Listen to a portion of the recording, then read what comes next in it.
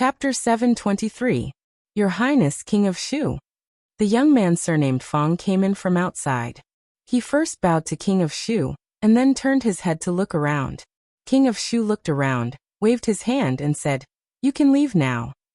Hearing this, everyone left one after another. Only King of Shu and the young man surnamed Fong were left in the hall. King of Shu looked at him and said lightly, "Li Yi is coming back." What? Fong Yong's expression changed immediately. He went to the Qi Kingdom recently and will be back soon. King of Shu looked at him and asked, "Can your people get rid of him before he arrives in Shuzhou?" Fong Yong's expression changed for a while. He shook his head and said, "No. The power of the holy religion in Shuzhou was weak. Her Majesty was injured and had not recovered yet. A large number of masters gathered in Shuzhou some time ago suddenly appeared, and then disappeared. It was said that they went to the Qi Kingdom. Now that he thought about it, it must have something to do with Li Yi, with the remaining power of the holy religion in Shuzhou. Even if another guru came, they would be at risk of being destroyed, let alone so many masters. The right thing to do was to escape before they came back. They didn't even dare to take back the token of the Blue Dragon ambassador. How could they have other plans? Didn't you say that you have 100,000 followers?" King of Shu looked at him angrily and said, "Didn't you say that there are countless masters in your sect? You can't even handle such a small matter. How can I believe you?" The young man surnamed Fong was expressionless. He lowered his head and said nothing. Hearing the voice of King of Shu coming from inside, full of anger and mania, the two guards at the door looked at each other and immediately became very cautious. At this time, His Highness could not be provoked. He would even severely punish them for not standing properly. This was not the first time such a thing had happened. Fortunately, it didn't take long before young Master Fong, who often came to the king's mansion, came out. He didn't look very good, and there was no sound in the hall. The two of them heaved a long sigh of relief because they didn't suffer any punishment because of their posture. Young Master Fong was in trouble. From the looks of it, he must have been scolded badly by the King of Shu. The two of them wiped the cold sweat off their foreheads. When they put down their hands, a voice came from the side. "Who allowed you to wipe your sweat?" The King of Shu looked at the two of them with cold eyes and said, "Each of you, go down and receive 50 strokes of the cane." The two of them looked at each other and tightened their grip on the sabers at their waists.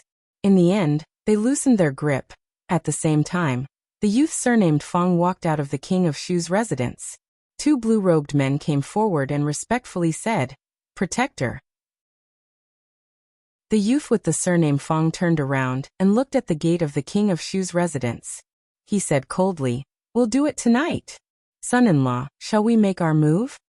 Fong rubbed his hands together and looked excitedly at a group of dozens of people with red scarves covering their heads. He turned around and asked Li Yi. Li Yi could finally confirm that Fong really had the genes of a bandit. They had already destroyed 3 bandit dens along the way, and after a while, the number would increase to 4. There was indeed a reason why this place was known as the Land of Chaos. Ever since they entered the mountains, they had encountered 3 groups of bandits with more than a dozen people. The last group even had more than 100 people. Such a group of bandits would be considered a small force in other places. However, in this place, they could only stay in the periphery. Usually they would go down the mountain to rob livestock and food. Occasionally, small caravans would pass by and they would be fat sheep. If they ventured deeper into the mountains, they would either be annexed by other large bandit groups or lose their lives in the process of fighting for territory. In the beginning, Fong was still worried that there would be trouble bringing so many gold and silver goods through a place where bandits ran rampant. After encountering it twice, he gradually began to realize that being a bandit was his original profession. The group had already been moving for 2 days. Not only did the goods not decrease, they even increased. The 3 waves of mountain bandits were all suppressed by the group, and their dens were raided. Unfortunately, the mountain bandits' nests weren't rich at all. Old Fong and the others only took the items that caught their eye, and left the rest of the scrap metal untouched. A group of dozens of people like the one in front of them could be wiped out with just a few people. After a while, Fong came over with a smile and said, "Young master, after we arrive in Shuzhou, do you want to put the goods down first and come again?" This guy was really addicted to being a bandit. He had been in a state of excitement for the past 2 days. If he called the people from Willow Leaf Village, would they sweep all the nearby mountains? Except for the 2 gurus, the rest of the 100 or so people were the best of the best. If these people really followed him and became bandits, perhaps his original dream would come true. Lee now wanted to grow wings and fly back. He didn't have the time to do this. He glared at him and said, "Hurry up. It's getting dark. Let's find a place to rest first, and ask those bandits where their dens are." Fong responded and walked over. He slapped the head of the bandit and said, "You're still wearing a red headscarf. You're a disgrace to us bandits. Tell me, where is your stronghold?" The bandit leader asked in a trembling voice, "You are also bandits?" Fong slapped his head again and said, "Don't talk so much nonsense. Lead the way." The bandit leader looked around. There were many people as strong as this strong man. One person could beat more than 10 of them. He couldn't help but sigh in his heart. They were all bandits, but why was the gap between them so big? Fong slapped him again and said, "You're still looking. It's just ahead." All the bandits sighed and felt sad. They were all bandits. Why did bandits make things difficult for other bandits? Lee rode on the horse and followed behind Mississippi Lou. At a certain moment, he inadvertently looked up and saw the expression on her face and the flickering light in her eyes. He couldn't help but be stunned. 100 miles ahead, a group of nearly 100 people was slowly traveling on a rugged mountain path. "Lady Fong, we've been walking for a day. Do you want to stop and rest?" The man with the surname Fong lifted the curtain of the carriage and asked with concern. The middle-aged Taoist nun was sitting cross-legged in the carriage. Her face was pale, and she looked rather weak. She opened her eyes and said, "It's getting dark. We'll go a little further and set up camp here before it gets dark." "Yes." The man with the surname Fong responded and immediately waved his hand behind him. He said loudly, "Move faster. We'll set up camp here before it gets dark." The man with the surname Fong tripped on a rock on the mountain path and staggered. After he steadied himself, he looked down and revealed an extremely gloomy expression. If it weren't for the fact that they were worried about running into Li Yi while traveling through Chong province, they wouldn't be able to fight against those martial arts experts with their current manpower. Why would they take this path? At this moment, his heart was undoubtedly filled with deep resentment towards that detestable name. What he couldn't get over was that this person was clearly a great enemy of the holy religion. Yet, the Lady Fong had given him the token of the Blue Dragon envoy. He was afraid that there would be no small amount of trouble in the future. Thinking of this, he raised his head and glanced at the carriage in front of him. A look of dissatisfaction appeared on his face. Chapter 724. Fong Province, which had been shrouded in darkness for a long time, finally saw the light of dawn today. The reason was that the eldest prince and a group of supervising censors would leave Fong Province today. The actions of these people in Fong Province had a great impact on the people of Fong Province. Even a 3-year-old child knew that the first prince was not a good person. The words supervising censor were enough to stop children from crying at night. Of course, these people, including the eldest prince, had now become a joke in Fong Province. 100 personal guards made a fool of themselves in front of so many people. Early that morning, another censor with the surname Yang was sent back from Bing Province. He had been kidnapped by a group of robbers. Perhaps they were worried that the officials of the capital would be involved and the matter would be blown out of proportion, so they didn't make things difficult for him. Some insiders said that when the censor was sent back, other than becoming a bit deranged, there was nothing wrong with him. After the eldest prince and his entourage were sent out of the city gate, the entire Fong Province ushered in a carnival. The night market, which had not been opened for a long time, was opened early when the sky had just darkened. Fong Province was brightly lit, and every family was in a jubilant mood. Lin Yong looked at the lights coming from the small courtyard next to Fonglin Garden. He walked through the courtyard and knocked on the door saying, "Miss, the shopkeepers of the Ma Su and by families have been standing in front of the Lin family's door for a day and a night. Old master asked me to ask you if you want to see them." "It's too late. Let's talk about it tomorrow morning." After a long time, a voice came from the room again. Tomorrow. Lin Yong nodded and looked up at the sky. There were no stars, so he shook his head and said, "Look at the weather, it might rain tonight." They are standing there in the cold. I don't know where the Li brothers have gone to. In a small county town dozens of miles away from Feng province. In the relay station, Zhao Zheng looked at Zhao Yi and said in a deep voice, "I was framed." Zhao Yi nodded and said, "I know. They kidnapped Yang Kong. He has the token of Prince Heng's mansion," Zhao Zheng said again. Zhao Yi nodded again and said, "I know. It's useless even if I know." He turned his head to look at Zhao Zheng and said, "In the end, the matter of discussing the silver of guilt was caused by Imperial Brother, and Imperial Father does not know." Zhao Yi sighed and said, "When you return to the capital this time, I'm afraid you have to make preparations." Zhao Zheng clenched his fists so tightly that his nails dug into his palms. He couldn't understand how he, the Grand Crown Prince of the Qi Kingdom, had ended up in such a predicament when he had the upper hand. Who was that master who didn't leave his name? Neither the eldest prince of the Qi Kingdom, nor the eldest prince of the Jing Kingdom could figure it out. The king of Shu's eyes were bloodshot as he smashed an inkstone on the table. The inkstone struck the forehead of a guard who was kneeling below. Blood immediately gushed out, but the guard did not dare to wipe it with his hands. "Trash! All of you are trash. It's already been 3 days, and not a single clue has been found." The county magistrate of Yong County stood in the corner. Beside him, Jiang Zian lowered his head and said nothing. 3 days ago, the treasury of the king of Shu's mansion was ransacked by a group of bandits. They dug a secret tunnel from the outside all the way into the treasury. It was not discovered until the next day. At that time, the treasury was already empty. All the gold and silver treasures had been stolen. Not even a copper coin was left for the king of Shu. In other words, the king of Shu was probably the poorest prince in the Jing Kingdom now. If it wasn't for his identity, he would be worrying about what to eat for his next meal. In the past 3 days, the king of Shu had lost count of how many times he had lost his temper. However, 3 days had passed, and the entire Shuzhou had not been able to find out who the culprit was. Jiang Zian could understand the king of Shu. If the small box he had hidden under his bed had been stolen, he might have been even more furious than the king of Shu. After all, the entire Shuzhou was the king of Shu's fief. He could easily plunder it a few times and obtain countless taels of silver. Jiang Zian's private savings were accumulated little by little. "Get out. All of you get out of here. If you can't get it back, don't come back to see me." The king of Shu overturned a few tables and chairs. Seeing this, the crowd immediately retreated.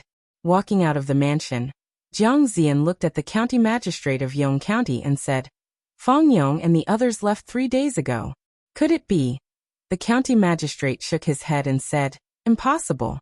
Given his relationship with Her Highness, how could he do such a thing?" Jiang Zian nodded and simply kept his mouth shut. The man named Fang Yong obviously had an unusual relationship with Her Highness. Every time they talked, he would drive them away. These things were not something they could handle.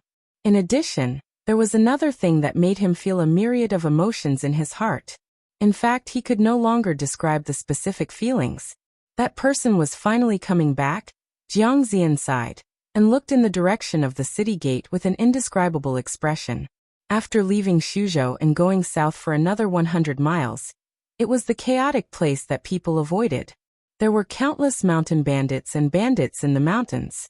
They often went down the mountains to loot caravans and disturb people's lives.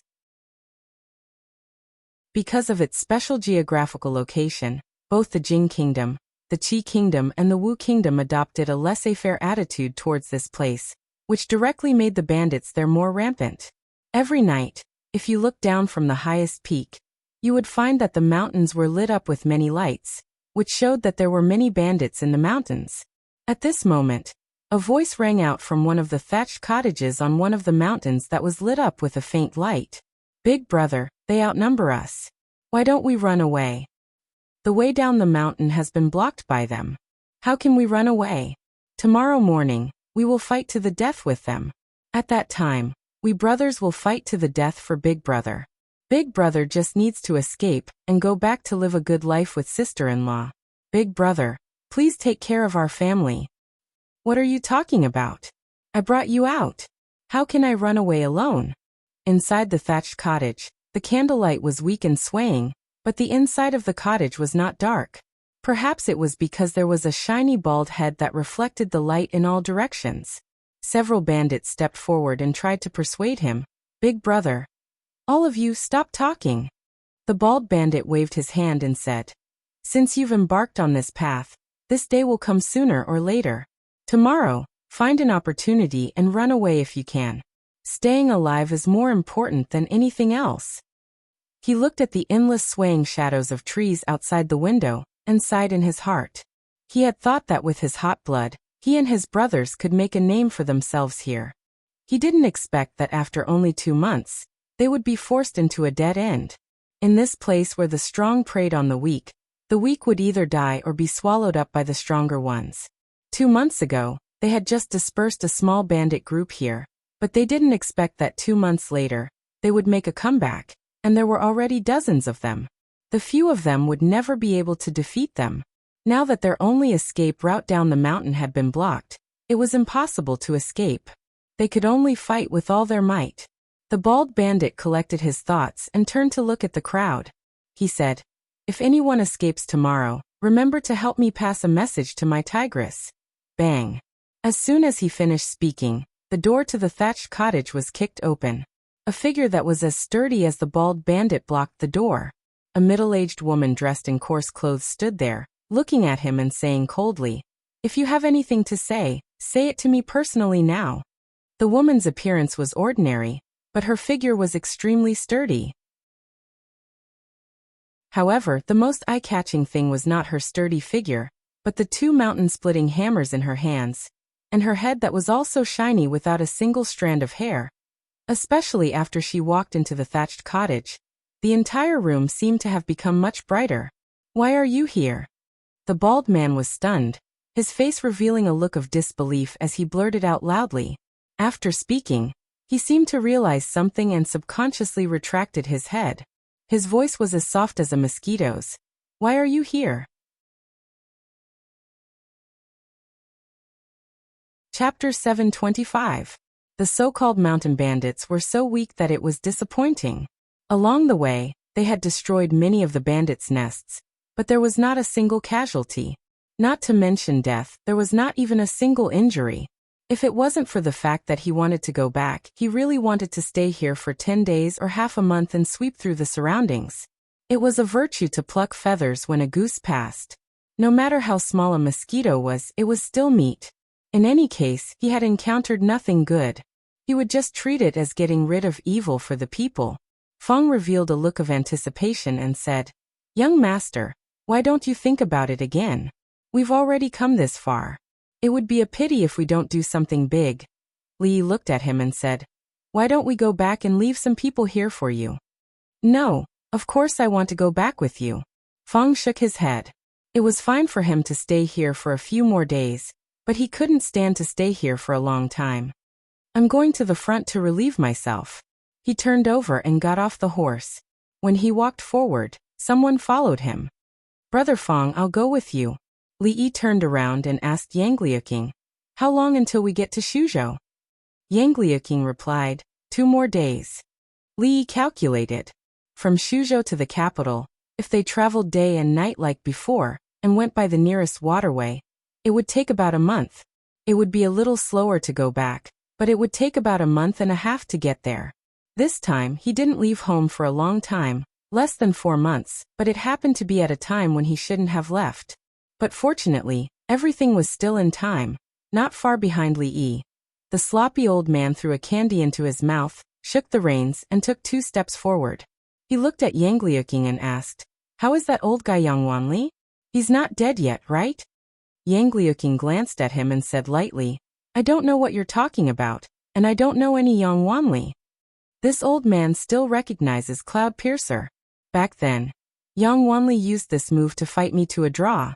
But that was a matter of decades ago. You weren't even born yet.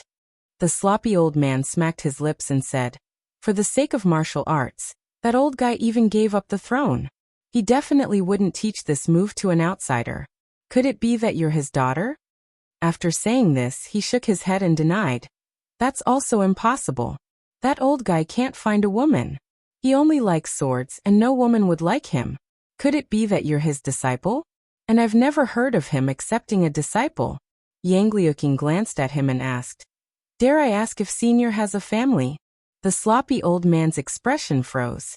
He looked at her and said with dissatisfaction, Little girl, what do you mean by that?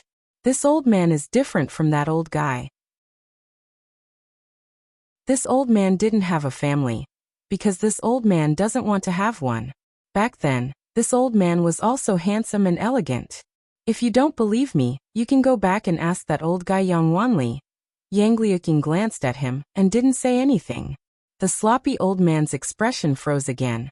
What kind of attitude is that? Don't go, stop for this old man. Run, I want to see where else you can run to. A man with a black cloth covering his eyes and a scar on his face looked at the people in front of him. He waved his hand and said, Capture them for me. Capture them alive. I want to properly torture this baldy. Behind the knife-scarred man, dozens of figures slowly approached the front. Big brother. On the other side, seeing those people approaching, someone said in a low voice. The bald man said in a low voice, We can only fight. Remember, staying alive is more important. Don't worry about me. If there's a chance, run. With that, he gripped the long sword in his hand tightly and took the lead to charge. The two bandits at the very front were first cut down by him. At the same time, two sharp lights went straight for his chest. Bang! Bang! After two muffled sounds, the two bandits were sent flying back. The bald woman held two giant hammers in her hands and stood beside the bald man. She said coldly, If you want to touch my man, you have to ask the hammers in my hands first. The 10 or so bandits who were about to charge forward couldn't help but take 2 steps back. They watched as their 2 companions at their feet held their chests and vomited blood. They were actually frightened by the valiant bald woman. The scarred man rode on his horse and said angrily, What are you still standing there for? Go. You people are afraid of a woman. All of you, go and capture them alive. We'll hold a banquet to celebrate tonight. The bandits received the order and suppressed the shock in their hearts. They raised the weapons in their hands and charged forward. Kill. Come on. So what if you have more people? I'm not afraid. Although there were less than 10 people on the bald man's side, their momentum was not inferior in the slightest, and they fearlessly faced the enemy head-on. The bald man obviously had some skills. Ordinary bandits would be cut down by him in a single exchange. The valiant woman was even more powerful. The 2 giant hammers in her hands were extremely agile. If one was hit head-on, he would immediately be unable to get up. Even a graze would be extremely painful. Surround them.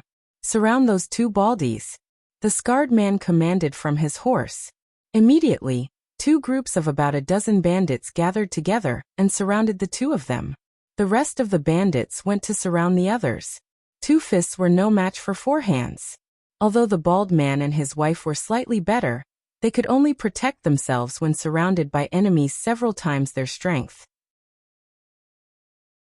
It was difficult for them to break through.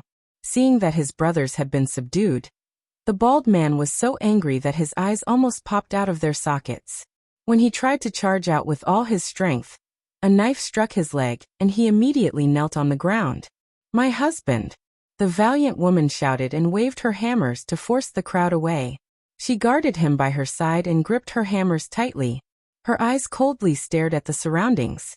The scarred man dismounted from his horse and came to the bald man's brothers who had been tied up. He waved his knife and said, If you swing your hammers again, I will cut them once. I wonder how long these people can last. The valiant woman's expression finally changed. She looked down at the bald man and threw the 2 hammers to the ground. When the surrounding bandits saw this, they immediately put their weapons against his neck. The bald man lowered his head and said in a low voice, I'm sorry. I've implicated you. The valiant woman glared at him and said, We're going to die. What's the point of saying this now? Then she raised her head and looked at the scarred man. She said coldly, If you want to kill me, then kill me. Give me a quick death. Don't talk nonsense. Give you a quick death. The scarred man glanced at her and said, In your dreams. Men, tie them up for me first. Two figures shuttled through the dense forest. A thin figure turned his head and asked, Brother Fong, how did you train your strength? It's so scary. Fong patted him on the shoulder and said, You'd better not think about it. With your body you can't take it. Now that he thought of the days when he pushed the merry-go-round, he still felt his legs tremble. The young man looked at him and said with a smile, Tell me. I was born with it. It's useless for you to train. Fong shook his head and said, However, if you want to train harder, it's not impossible. When we go back this time, the amusement park and the brothel will be built soon. You can report to me then. The young man hurriedly nodded and said, Thank you, Brother Fong. Fong nodded and said, Let's go to the front. I'm about to suffocate. The two of them passed through a thicket and stood on a low slope. They untied their pants and closed their eyes. Soon, the sound of water could be heard from below. When they were done and opened their eyes, they couldn't help but be stunned. Just below the low slope, several figures were tightly tied up. They were kneeling on the ground and looking at them in a daze. Looking down, there were dozens of figures in front of them. Each of them looked fierce. It was obvious that they were bandits in the mountain. Fong's body couldn't help but tremble.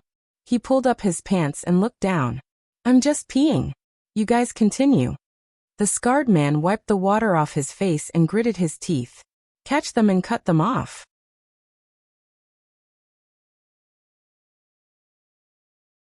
Chapter 726. Cut. Fong looked down, then looked at the scarred man and said, That's a bit too much. The scarred man suppressed his disgust and wiped his face with his sleeves, saying in a low voice, They should be their accomplices. Capture them first. As soon as he finished speaking, the dozen or so bandits had already climbed up the slope. The youth beside Fong fastened his pants, then turned to look at him and asked, Brother Fong, should we do it? Fong looked around and nodded. Let's do it. As soon as he finished speaking, the dozen or so bandits flew down the slope. While the scarred man was still in a daze, a black shadow had already pressed down from above and kicked him off his horse. His expression was twisted in pain, looking extremely hideous. He gritted his teeth and said, Hurry up and attack. Without needing his order, the other bandits had no choice but to attack. That was because the tall and short, one muscular and one skinny man, had already come down the slope and were charging at the bandits. Although the skinny youth was thin and small, his leg skills were truly impressive. The bald man and the others were kneeling on the ground and couldn't see him move at all. It was also because he hadn't made a move at all. Just the indistinct leg shadows were enough to dazzle the eyes. The bandits that approached him all fell to the ground with footprints on their bodies. As for the burly man, he and the others looked in a certain direction. Even in a situation where he was tied up, he still revealed an extremely shocked expression. The burly man didn't have any weapons. He only relied on his iron fists and body. No matter how dense the sword shadows were, they couldn't touch him at all. It was hard to imagine that such a large person could be so nimble. And the bandits that came into contact with his fists all fell to the ground without exception. Just now, he had even used his body to send 3 bandits flying several meters away. This wasn't a human, he was clearly a ferocious beast. The skinny youth kicked another person and couldn't help but praise, Brother Fong, you're amazing. Fong looked at him and said casually, Kid, you're not bad either. You purposely didn't want to be on the heaven roll, right? The skinny youth smiled and said, The heaven roll is just a target. Even if I go up, I'll still be behind. It's better to be safe. The bald woman stared blankly at the two who were like tigers in a flock of sheep. She turned her head and asked, Where did you recruit these people from? The bald man was stunned and murmured, I don't know. The scarred man sat on the ground, his eyes wide open. In just a short while, only a dozen or so of his subordinates were still standing. From the looks of it, the remaining people wouldn't be able to hold on for much longer. Who the hell were these two fellows? His face revealed a look of horror. He looked left and right, and his eyes stopped on the bald man. Stop. Old Fong and the skinny young man were fighting with all their might when a voice suddenly rang in their ears. Turning his head, he saw the scar-faced man place his knife on the neck of the bald man kneeling on the ground. He shouted, You two stop right now. If you don't stop, I'll. Fong looked at him and asked, What will you do? The scar-faced man said sternly, I will kill him. Then go ahead and kill him. Fong kicked the last bandit to the ground and crossed his arms. It's not like I know him. The bald man's eyes widened. The scar-faced man's angry expression froze. He swallowed and said, I really will kill. If you want to kill me, then kill me. Fong looked at him and said, Do you think I'll be threatened by you? Even if my head falls off, I'll still be a good man in 18 years. The bald man. Seeing the monster walking toward him, the scar-faced man revealed a look of fear. He said with a trembling voice, Don't come over. Fong glanced at the thin young man. The thin young man nodded and turned into a blur. A flying rock flew through the air and knocked the knife out of the scar-faced man's hand. The knife and the rock collided, producing a crisp sound. The bald man's ears rang and cold sweat broke out on his forehead. Out of the corner of his eye, he saw that the knife was stuck in a tree. His back was drenched in cold sweat. That rock had almost brushed past his ear. If it had been just a little more, wouldn't his head have been split open? The scar-faced man's hand also split open from the recoil. He took a few steps back and actually ran without hesitation. The bald man looked left and right, a trace of relief appearing on his face. No matter who these two people were, they were finally saved today. Just as this thought appeared in his mind, he suddenly heard a cacophony of noises, and the ground beneath his feet began to tremble. The bald man turned around and saw a cloud of dust rising from the road behind him, as well as the silhouettes within it. His face paled once more. After the sound of reining in a horse, a tall and strong man looked at the scar-faced man. He frowned and said, Scar, dozens of people can't beat these few. What do you do? The scar-faced man was stunned for a moment before a trace of joy appeared on his face. He said loudly, Master, we had already caught these people, but we don't know where these two troublesome people came from. That's why. The scar-faced man waved his hand and said, That's enough. This time, there's a big caravan passing through here. This is a big fat sheep. If you alarm me, be careful of your head. The scar-faced man was stunned. He didn't know which big caravan would dare to pass through here. Wasn't it stupid? However, he quickly recovered and pointed at the two people in front of him. He said, It's those two guys in front. Master, be careful. The thin man looked at the dense crowd in front of him and asked, Brother Fong, are we going to do it this time? Do it my ass. Fong glared at him. No matter how he looked at it, there were more than 200 people in front of him. If they really did it, the two of them would die of exhaustion. He quickly tore the ropes on the people who were tied up and said, What are you waiting for? Run. After the ropes were untied, the bald man immediately stood up. Ignoring his bleeding thigh, he cupped his fists and said, Thank you, hero, for saving us. Fong waved his hand and looked at the opposite side. He looked back and murmured, They should be here soon, right? What? The bald man asked doubtfully. As soon as the words left his mouth, he saw a carriage coming from the end of the road in front of him. Then, 2 carriages, 3 carriages, when more than 10 carriages, which were obviously loaded with goods, came from the front. The bald man was stunned on the spot.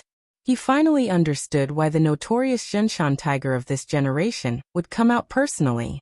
This caravan is really stupid. How stupid must they be to pass through the fringe so openly? Brothers, the fat sheep is here. The strong-looking man rode on his horse with an excited look on his face. He said loudly, After this, it will be enough for us to enjoy ourselves for a while. Keep your spirits up. Fong looked at the opposite side and clenched his fists. He turned back and said in a loud voice, Move faster, it's time to work. As soon as the man's voice faded, many figures came out from the caravan. They were armed with all kinds of weapons and walked towards them with ease. The bald man felt his mind go blank. Have these people gone mad? Or has the world changed? Since when did fat sheep dare to attack mountain bandits? Aren't they rushing to their deaths? Who do they think they are? Do they think they are as powerful as these two? When the strong-looking man saw this, he smiled instead of getting angry. He waved his hand and said, What are you waiting for? Go. When the two parties collided, The bald man's mouth was agape and he couldn't close it.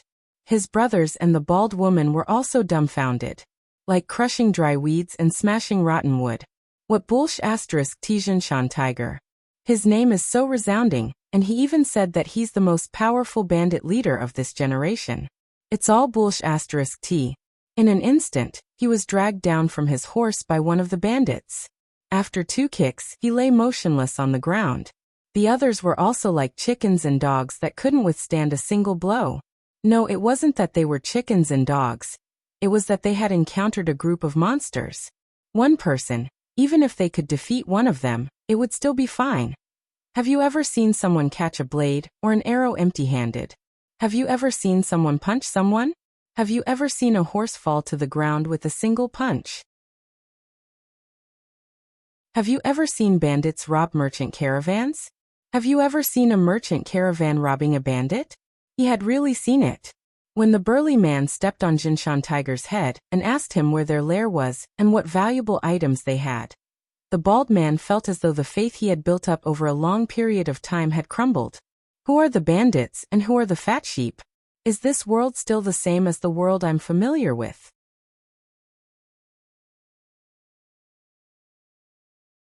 Chapter 727. Robbing was something that could be left to others. If a grandmaster were to do it himself, it would seem rather degrading. The sloppy old man would at most stand at the side and watch from afar when they attacked. However, although these people looked average to him, there was no need to watch from the side when dealing with a few bandits. Therefore, the sloppy old man would always watch from the side. This time, he only glanced at them as usual. When he looked in a certain direction, his gaze paused for a moment. Then he walked over and asked in surprise, "Why is it you again?" Senior. The bald bandit also recognized this senior whom he had met a few times. A hint of surprise flashed across his face, and he immediately bowed and spoke respectfully. The sloppy old man looked him up and down. Seeing his disheveled appearance, he said, "Why are you in such a sorry state again?" The bald bandit lowered his head awkwardly. After being hit 3 times in a row, no matter how thick-skinned he was, he could not maintain his composure. The bald woman raised her eyebrows and looked at the sloppy old man. She said angrily, "Who are you? My man, I need you to tell me." "Shut up." The bald bandit knew how terrifying this old man was. After glaring at her, he hurriedly turned to look at the sloppy old man and said with a smile, "My lowly wife has not seen the world," and spoke arrogantly. "Senior, please don't blame her, don't blame her." Seeing this, the few people behind the bald bandit widened their eyes. "Lowly? Who are you calling lowly? I haven't seen you for a few days and you've grown up." The bald woman pulled his ear and said fiercely, "Get over here." Seeing their big brother being dragged to the side, the bandits all had expressions of schadenfreude on their faces. Having escaped from death, their hearts that were hanging in suspense were finally at ease.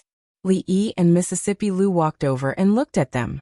He said in surprise, "Why are you guys again?" The bandits looked awkward. Lee looked at the sloppy old man and asked, "Sue knows them too?"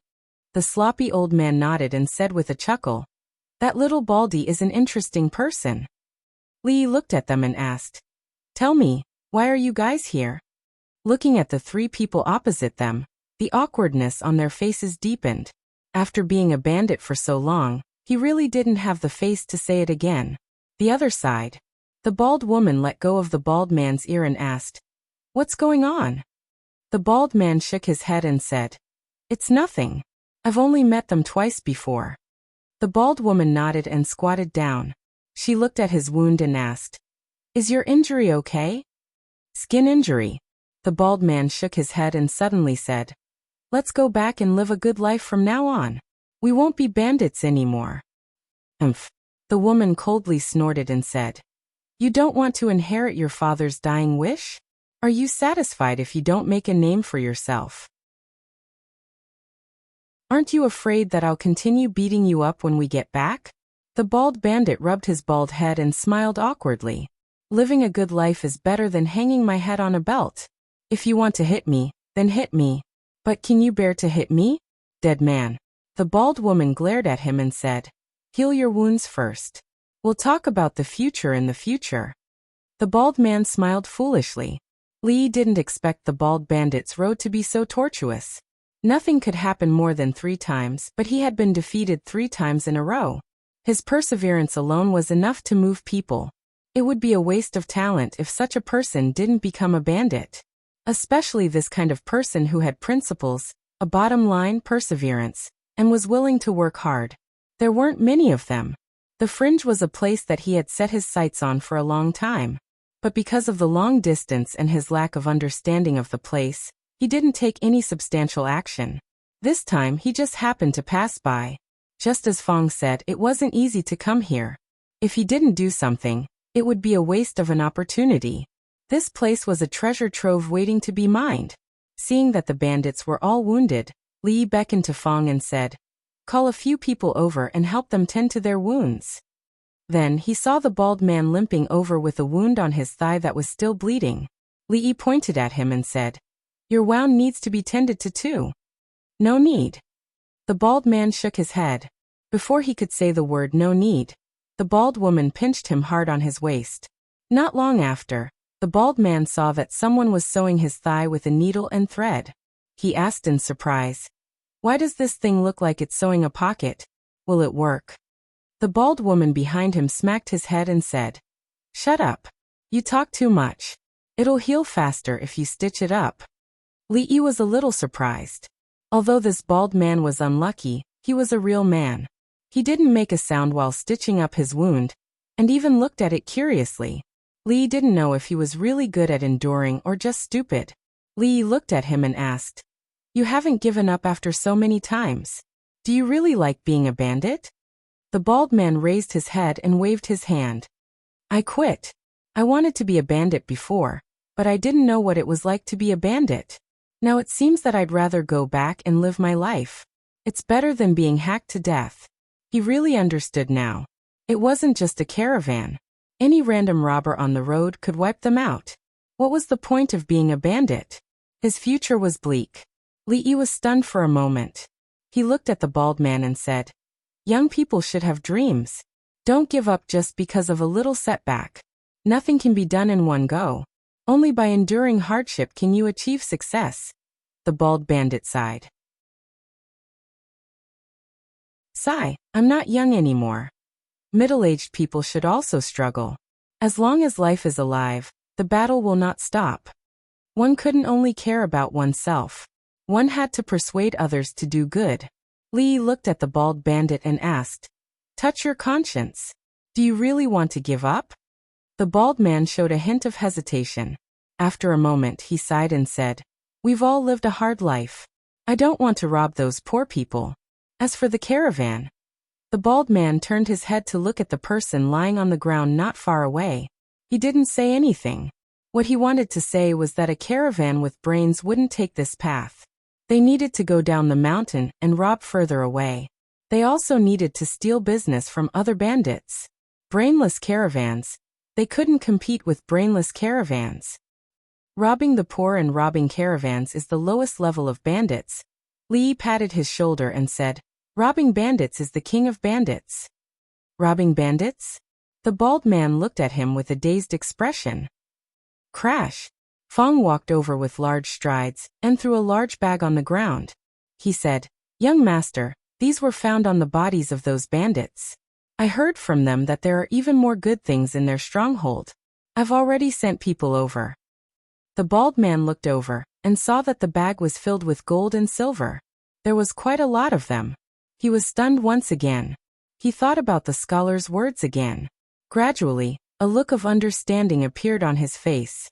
He licked his lips and a strange light shone from his eyes.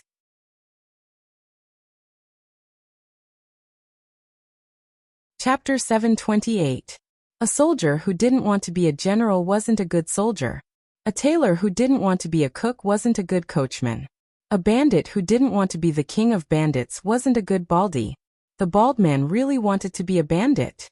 His grandfather was a bandit, his grandfather's grandfather was a bandit, his grandfather's grandfather's grandfather was a bandit. It was too long ago to trace back that far. All in all, his ancestors had this fine tradition for generations.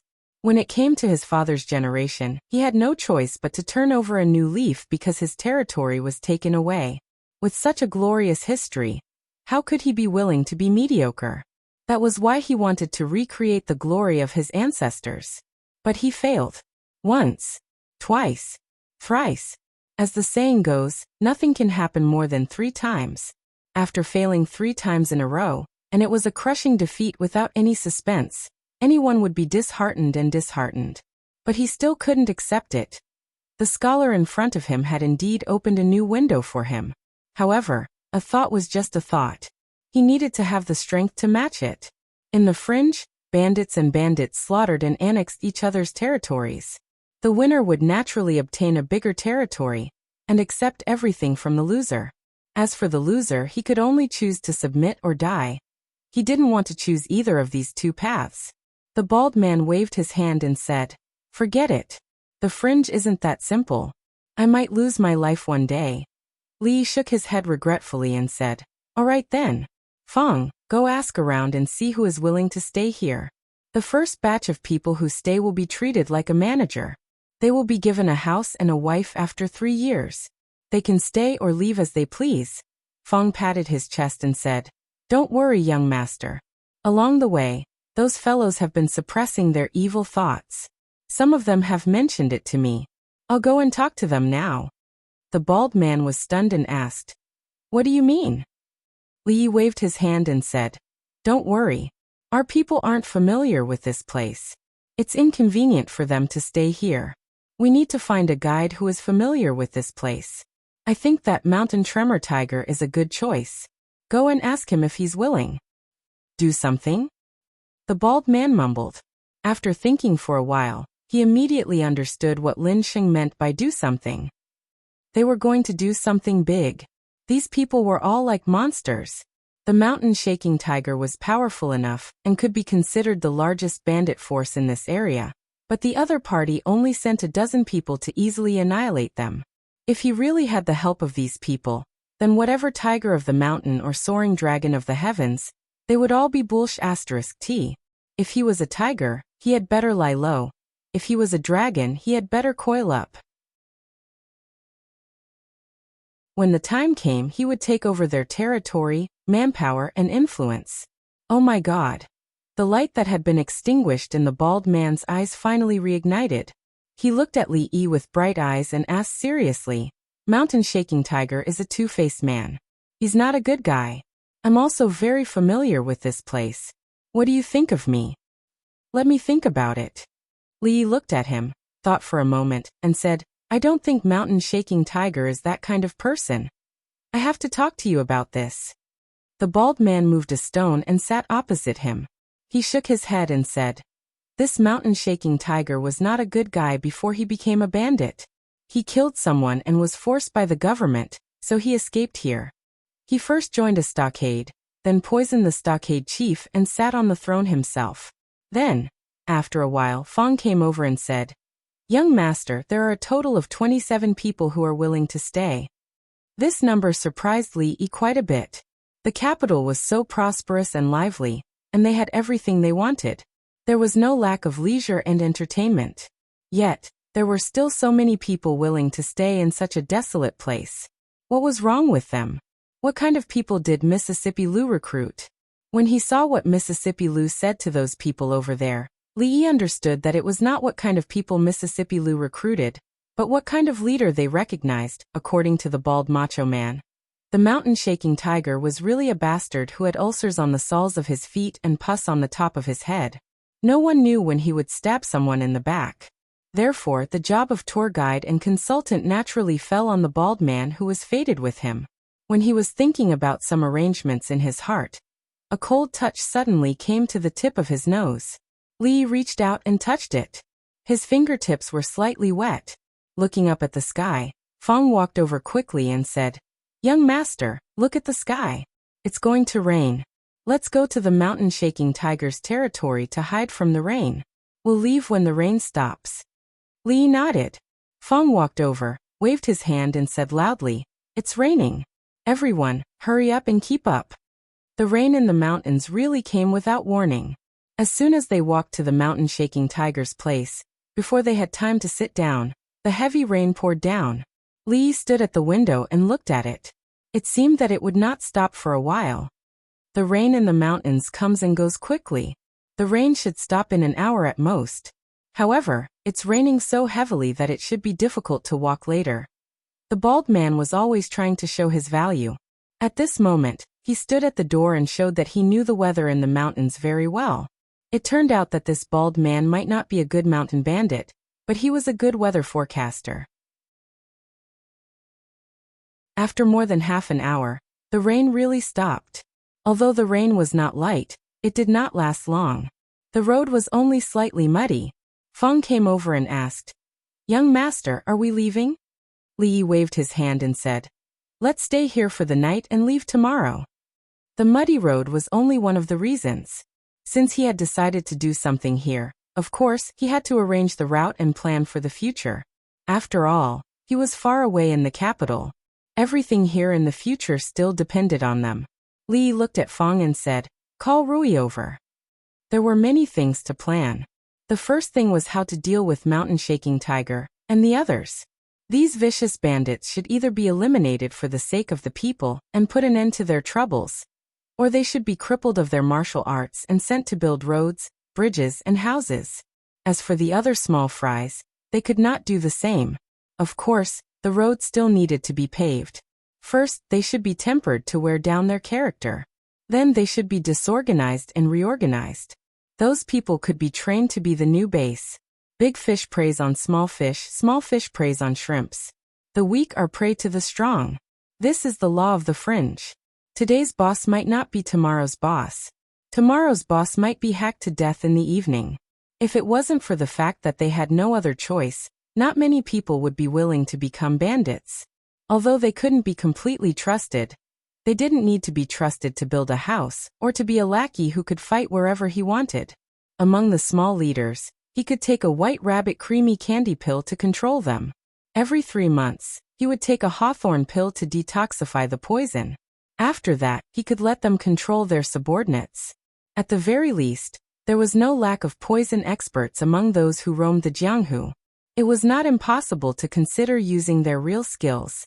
However, this kind of method was a little too lowly. If it really came to that, it would be better to let them mine and build roads. There were some more detailed things that he had to discuss with Mississippi Lou. The sky gradually darkened. The candlelight in the room flickered. A map spread on the table gradually became more and more marks. First, nibble away at the small forces. As for the new recruits, we need to train them. We need a base that is easy to defend and hard to attack. This place definitely won't do. Look here. If we go deeper, it won't be as simple as bandits. Let's avoid them for now. From here, and here. The whispers in the room continued until late at night. Lee put down his pen. Mississippi Lou walked to his bed and crawled into his newly made quilt. Sleep early. Lee nodded habitually. After a moment of daze, he suddenly realized that he was no longer in Feng province. She was now sleeping on his bedding. Lee stood by the table and began to think. Where should he sleep tonight? The map on the table was still spread out. It was filled with marks like O or X. The bulging marks were mountains, the thicker lines were rivers, and the thinner lines were roads. At this time, on a muddy mountain road, a group of more than 100 people was advancing with difficulty. Splash!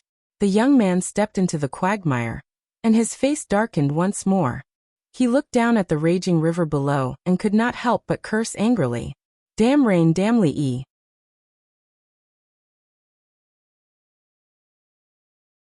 Chapter 729. As a matter of fact, Li didn't sleep at all last night. His decision to intervene in the fringe's affairs wasn't a spur-of-the-moment decision. This idea had been in his mind since a year ago, or perhaps even longer. After all, in today's society, there was no such thing as a carefree life. He no longer had 1 or 2 people standing behind him.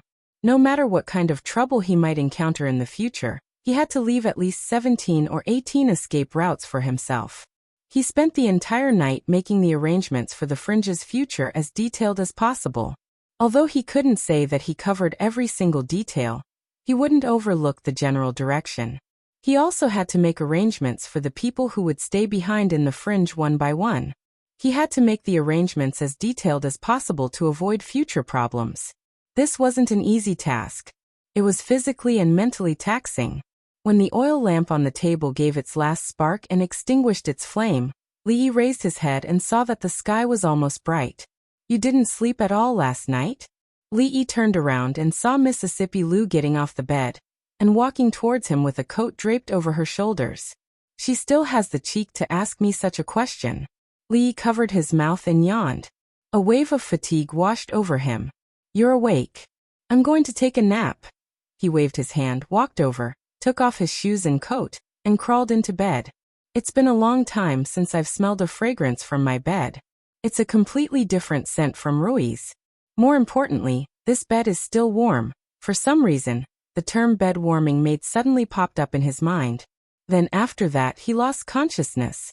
Mississippi Lou turned around and walked to the table. She was startled when she saw the things on the table. She heard even breathing sounds coming from the bed. She turned around and looked again. She didn't look away for a long time. Young master, are you awake?" After an unknown period of time, a voice came from outside the door. She collected her thoughts and put on her clothes. After a simple wash, she opened the door. "We haven't seen each other for a few months, and the son-in-law has become lazy. It's already so late, and he's still not up." Fong stood at the door and muttered softly. Just as he was about to turn around and leave, he heard a creaking sound behind him. "Goo." Fong turned around and swallowed his words. "I'm sorry, second miss, I went the wrong way." He quickly walked to the side, and after looking left and right, a puzzled look appeared on his face. "That's right." Mississippi Lou walked out of the door, then turned around and said, "Don't disturb him. Let him sleep a little longer." Fong looked into the room. When he saw a figure lying on the bed, his eyes immediately widened. At this moment, his heart received an unprecedented impact. He needed to think carefully about what had happened during the few months when the son-in-law and second miss were away. Young miss, son-in-law, second miss. His mind was in a mess, even more so than every time he passed by Willow Lane. The weather in the mountains was indeed unpredictable. It had rained heavily yesterday, and the dark clouds in the sky seemed to be pressing down. When Lee woke up, he washed up and walked out. The warm breeze was warm, and the sun was shining brightly above his head. There was not a single cloud in the sky. The bald bandit said that there was a flash flood in a nearby stream, which was a common occurrence in the mountains. Lee did not intend to delay. After 2 hours, he informed them of the strategic plans for the next 2 years and planned to set off today. When he left, he naturally left behind a sum of money. Regardless of whether it was to purchase rations or to recruit soldiers, they would need to spend a lot of money. Lee had never been stingy when it came to investments with great potential. This time around, if it wasn't for the generosity of the Bing region's officials, he would have been a little short on money. When the bald bandit saw those chests, his eyes widened. After living for so long, this was the first time he had seen so much money. He subconsciously thought that they had robbed this along the way, and he no longer had any doubts about something. Robbing caravans was just a low-level bandit. Robbing bandits was the true bandit of bandits. As expected, they had really gone down the wrong path in the past. What happened next depended on them. For now, this was all the help Lee could provide them. He did not know if it was because he did not make Fong stay, but Lee felt that the way Fong looked at him today was very strange. His gaze was rich with emotions, which was extremely rare. However, no matter how strange it was, he did not intend to leave this fellow here. After all, no one but Fong himself could withstand the power of his wife. The bald bandit pointed to the rushing flood and said, "Follow this river. If everything goes well, we can reach Shu province in 3 to 5 days." Due to the heavy rain yesterday, the trickling stream had now turned into a muddy torrent. It was quite powerful. Fortunately, mountain torrents often broke out here. The river was so wide that it couldn't reach the shore, and the water couldn't reach the mountain path on one side. "Let's go." After Lee cleared his throat and gave the order to set off, the creaking of the carriage came from behind.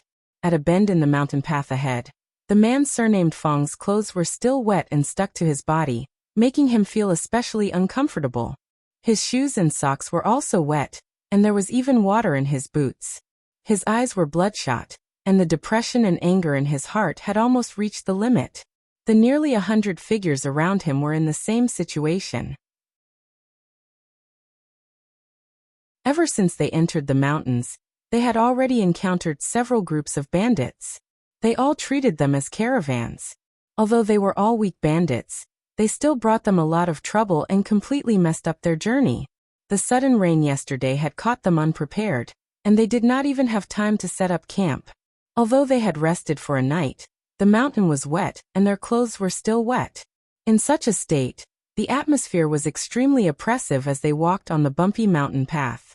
Damn it, Li, don't let me meet you again. As he cursed angrily, the group of people had already reached a bend in the mountain path. The carriage in front of them suddenly stopped. The youth named Fong looked up and saw that 1,000 feet away, the figure in front of them, as well as the creaking sound of the carriage, was very, very close. Protector, there seems to be a caravan in front.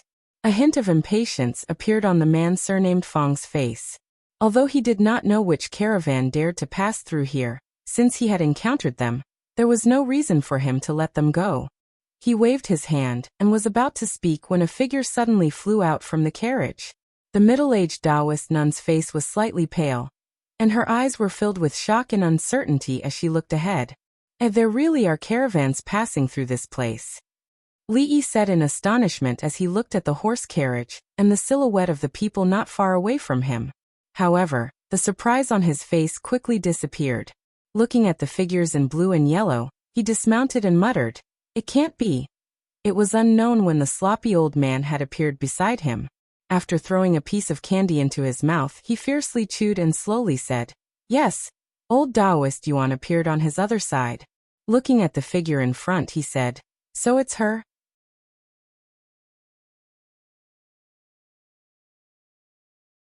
Chapter 730. Good will be rewarded, evil will be punished. It's not that there will be no retribution. It's just that the time has not yet come. Good and evil will always be rewarded. The heavenly Tao reincarnates. If you don't believe it, look up. Who will the heavens spare? Li had always believed in these two sentences, and he unswervingly followed them by example. He helped the elderly cross the road, picked up money and handed it to the authorities. Although he had not done any of these things, he had occasionally gone to Willow Lane to help two weak women carry water and cook. Therefore, he had always thought that his encounter with Taoist nun was a result of God's glaucoma. Now God's glaucoma had been cured. In any case, he was a transmigrator, and transmigrators were rare. Who knows, he might be used as a model by some discerning author in the future, and become the protagonist of a novel. With the protagonist's halo on his head, he would walk to the peak of his life, and in the end he would rule the world, embrace beauties and live a shameless life. As a protagonist, how could he be bullied? Li now knew that the process was full of twists and turns, but the result was already set in stone. All the twists and turns were waiting for him. Li looked left and right, and said, "Elder Yuan Su, this time, I'll leave it to you. Taoist priests and Taoist nuns, none of them are good." Su nodded strangely and said, "Leave that damn Taoist nun to me." The middle-aged Taoist priest glanced at him, but did not say anything. Li turned around, pointed to the front, and said, "Those people are not simple, everyone be careful." Along the way, they were already familiar with this kind of thing, and did not even need to explain or say much.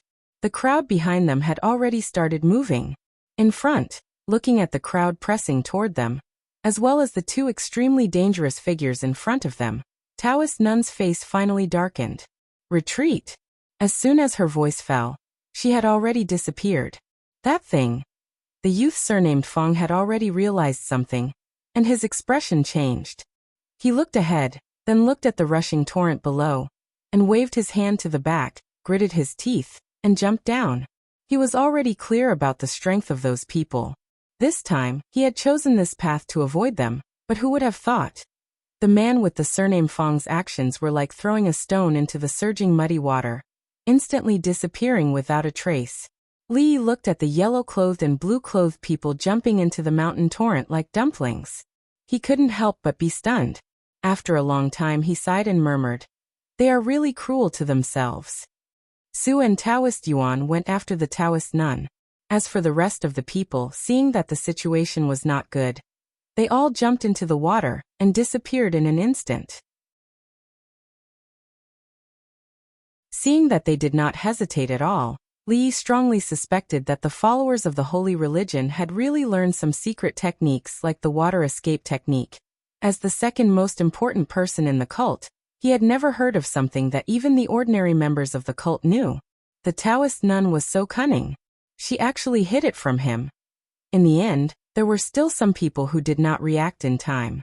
Before they could use the water escape technique, their acupuncture points were sealed. There were about a dozen people. Naturally, these people could not jump into the water. The water was vast and mighty, and it was mixed with sand and stones. Even if the top experts jumped in, their lives would be in the hands of the heavens. If they did not know the water escape technique, they could only rely on the protection of the goddess. However, their goddess probably did not have the time to protect them now, because she could not even protect herself. As Li walked over, Fong ran over excitedly and said excitedly, young master, we are rich." He opened a few big boxes in a row. Even Li could not help but be stunned when he saw the contents of the boxes. Gold and silver were the lowest grade here. All kinds of treasures, calligraphy, and paintings were piled up in the boxes like sundries. If they were all exchanged for silver, it would probably be an extremely terrifying number. They are actually so rich? This time, Li was really a little shocked. The Taoist nun's base was in the Qi kingdom. This trip back from the Jing kingdom was actually able to gather so many treasures. Just how rich was their cult's foundation? Damn it, it was really too tempting. Li still felt a little pained when he left the starting capital for the bald bandit and the others. But this time, he did not dare to say that he would earn back tens of times the amount. Li walked over and stopped in front of a man in yellow. He asked, "Speak, what are you doing here?" The man snorted coldly. "You betrayed the goddess. You will not have a good ending." These followers were stubborn. Li had already experienced it. He did not know what method the Taoist nun had used to brainwash them so successfully. Fong picked him up with one hand and said, "Young master, wait for me for a while." Having said that, he walked towards a corner. After a while he came back and said, "Young master, I've asked him. He said that they were returning to the Qi kingdom this time. In order to avoid bumping into us, they took this path." This was fate. Everything was predestined. Although these treasures could not make up for what the Taoist nun had done to him, they could at least repay what they could. They could barely be considered compensation for the psychological damage. As for the physical body, they could talk about the physical body when there was a chance in the future. Fong hesitated for a moment and said, "Young master, there's one more thing." "What is it?" Li looked at him and asked. Fong pointed at the boxes and said in a low voice, "He said that these treasures were stolen from the king of Shu's treasury." This was the true meaning of fate. Li was stunned for a moment. He looked at Fong in confusion and asked, "What did you say just now?" Fong was stunned. He shook his head and said, "Did I say anything just now?" "No, you really didn't." Li was very pleased. After not seeing each other for a long time, Fong had finally become a little more understanding. Fong pointed at the men in yellow and asked, "Young master, what should we do with these people?" In fact, it was useless to keep these people. In the holy religion, the status and strength could be seen from the clothes they wore. The purple emissaries, blue emissaries, yellow emissaries, and then ordinary believers. The strength of these men in yellow was not high. Otherwise, they would not have been subdued without any time to react. These people were different from the mountain bandits. They were very stubborn and could not be subdued for their own use. It was better to let them invest in basic construction. Li waved his hand and said, "Send them to the bald man. They know what to do." Su came back very soon. He did not look very good. The middle-aged Taoist shook his head and said, "If a guru wants to escape, it is very difficult to stop her. Coincidentally, she is very good at lightness skills, so we did not catch up with her. Li shook his head, indicating that he did not care. Although he still felt a little regretful, he also knew that gurus were not that simple. He was mentally prepared and would not be too disappointed.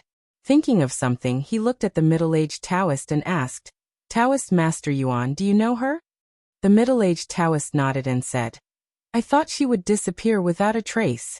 I did not expect that in just a short 20 years, she has grown to such an extent." "Taoist Master Yuan, is this Taoist nun related to you?" The slovenly old man glanced at him and asked with a frown. "You are so old and have one foot in the coffin. Could it be?" The middle-aged Taoist glanced at the slovenly old man and ignored him. He said slowly, "When I saw her, she was about the same age as Miss Lu. It was during the transition between the old and the new dynasties. Because the Fong family was involved in the factional struggle in the court, they were exterminated. Now that more than 20 years have passed, the hatred in her heart has not disappeared." He looked in a certain direction and sighed. "She is also a pitiful person."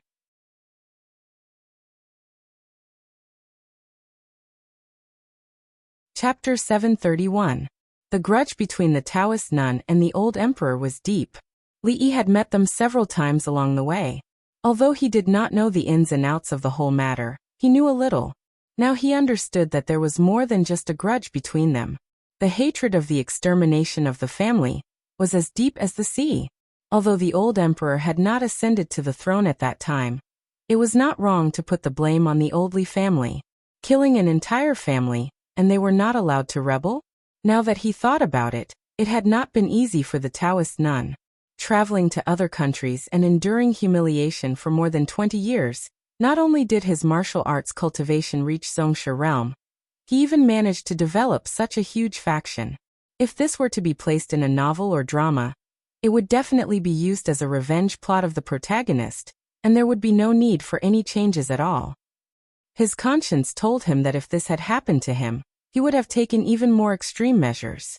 However, understanding was one thing, but he could not forgive what the Taoist nun had done. The one who killed her family was the old emperor's father. Of course, there was no way to take revenge. It was too difficult to take revenge on the old emperor.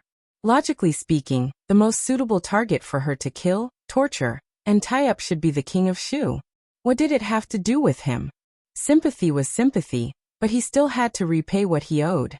Although it was a pity that he did not catch the Taoist nun, he could not force her. Li Yi waved his hand and said, "Hurry up and cover these things. Let's go quickly. We have to find a place to stay before it gets dark." Night gradually fell. Somewhere in the open space in the mountains, simple tents had been set up. Lights shone from the tents. Outside the tents, there was a roaring bonfire. Toasts were exchanged in the surroundings, and the deer legs above the fire were dripping with fat, making a sizzling sound. The roars of all kinds of beasts came from the mountains, but it did not affect this small carnival. Even a certain man sitting by the fire was still hesitating in his heart. How should he eat the bear that he had just hunted back? Dozens of miles away, a torrent of sand rolled away. The middle-aged Taoist nun carried a figure away from the riverbank and slowly walked deeper into the mountains. In the endless darkness, the shadows of the trees swayed like ferocious beasts choosing people to devour. There were also subtle sounds coming from it. There's actually someone. It's a Taoist nun. A Taoist nun is also passable. Several figures walked out of the darkness and chased after them. Shu Prefecture, King Shu's mansion. The king of Shu had become haggard in recent days. The servants in the residence could not relax, fearing that they would be scolded or punished by the king of Shu. "Your Highness, there's still no news." The king of Shu slumped on his seat.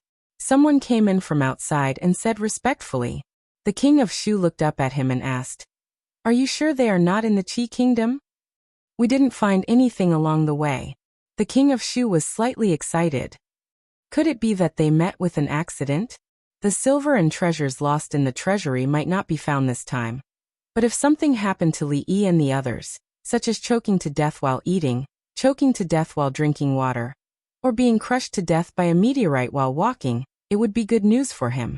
It could slightly dispel the depression in his heart and relieve his mood. At the thought of this possibility, even his face became slightly ruddy. It was also at this time that carriages drove into the city gate of Yong County. The guards at the city gate were about to go forward to check, but when they caught a glimpse of the sign shown by one of the carriages, their expressions changed and they immediately gave way respectfully. This was not the first time he had seen such a sign. The first time he saw it, it was because a general in the city had a conflict with those people.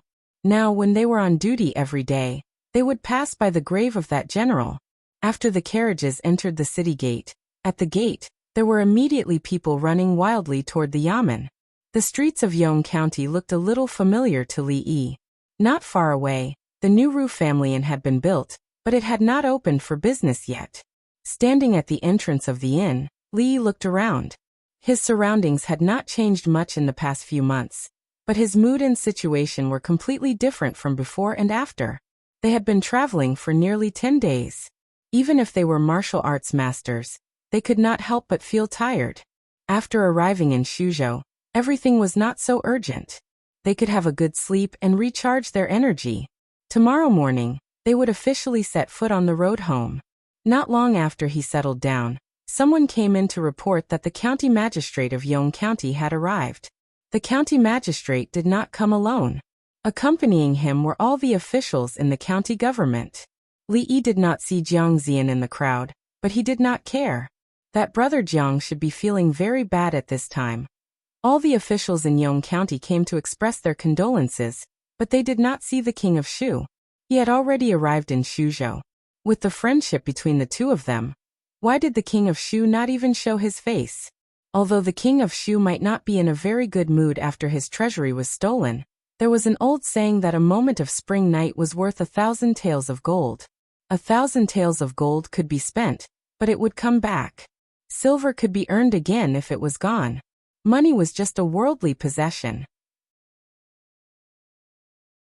It was not too much to treat the king of Shu to a meal, was it? A stingy person would naturally not be able to achieve great things.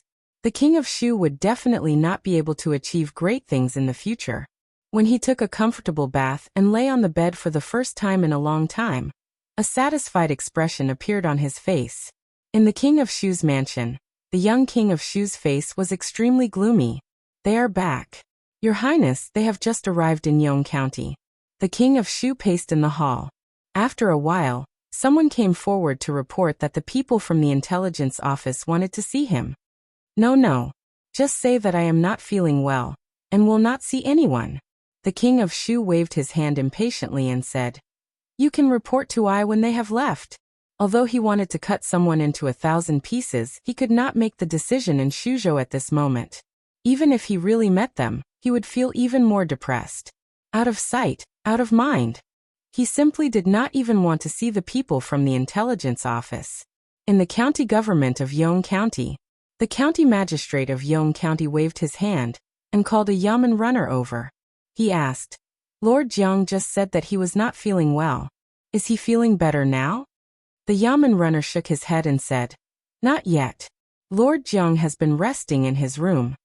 The county magistrate knocked on the door and walked into a room. He saw Jiang Zian lying on the bed with a towel over his forehead and his face slightly pale. He asked with concern, Lord Jiang, how are you feeling? Do you need a doctor to come over? Jiang Zian shook his head with difficulty and said in a low voice, I am fine. I just reviewed a few cases last night.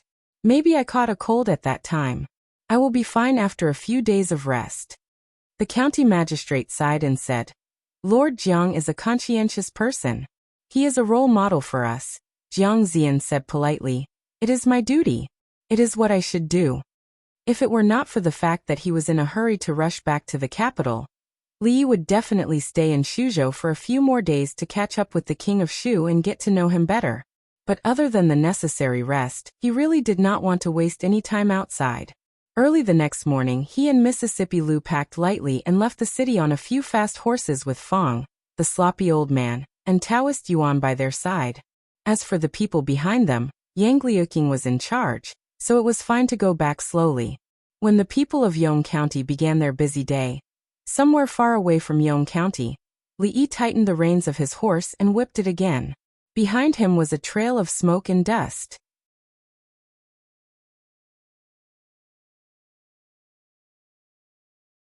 Chapter 732.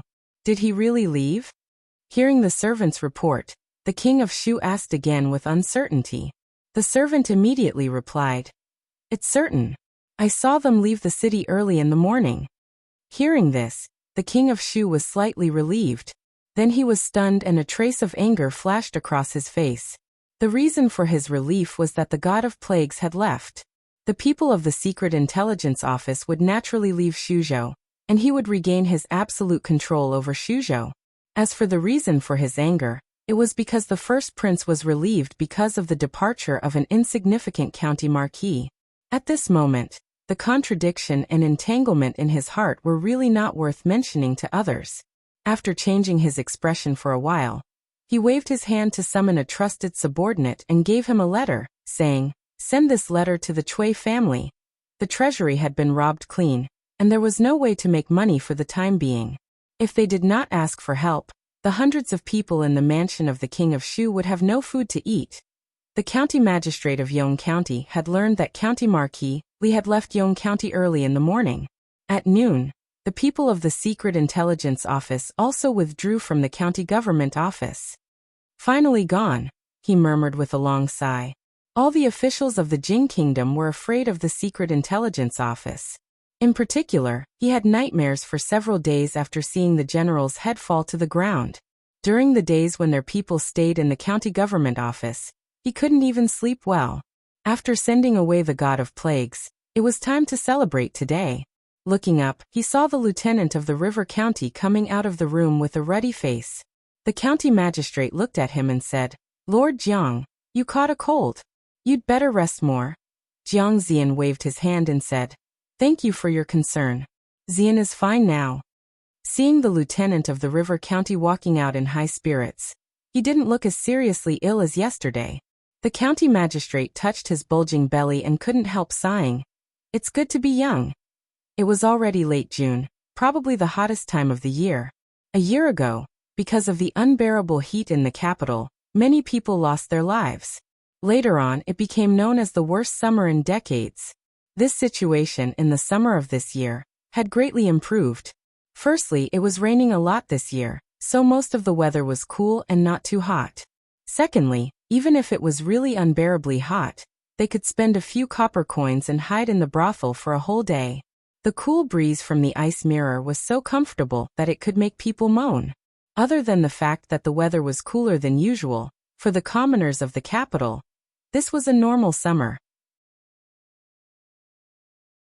The current situation was generally stable. Although there were disagreements with Qi and Zhao, it was limited to some minor skirmishes. Under the deterrence of Tian Fa, a larger-scale war had not broken out yet. As for the affairs of the imperial court, it was not something that ordinary people could worry about.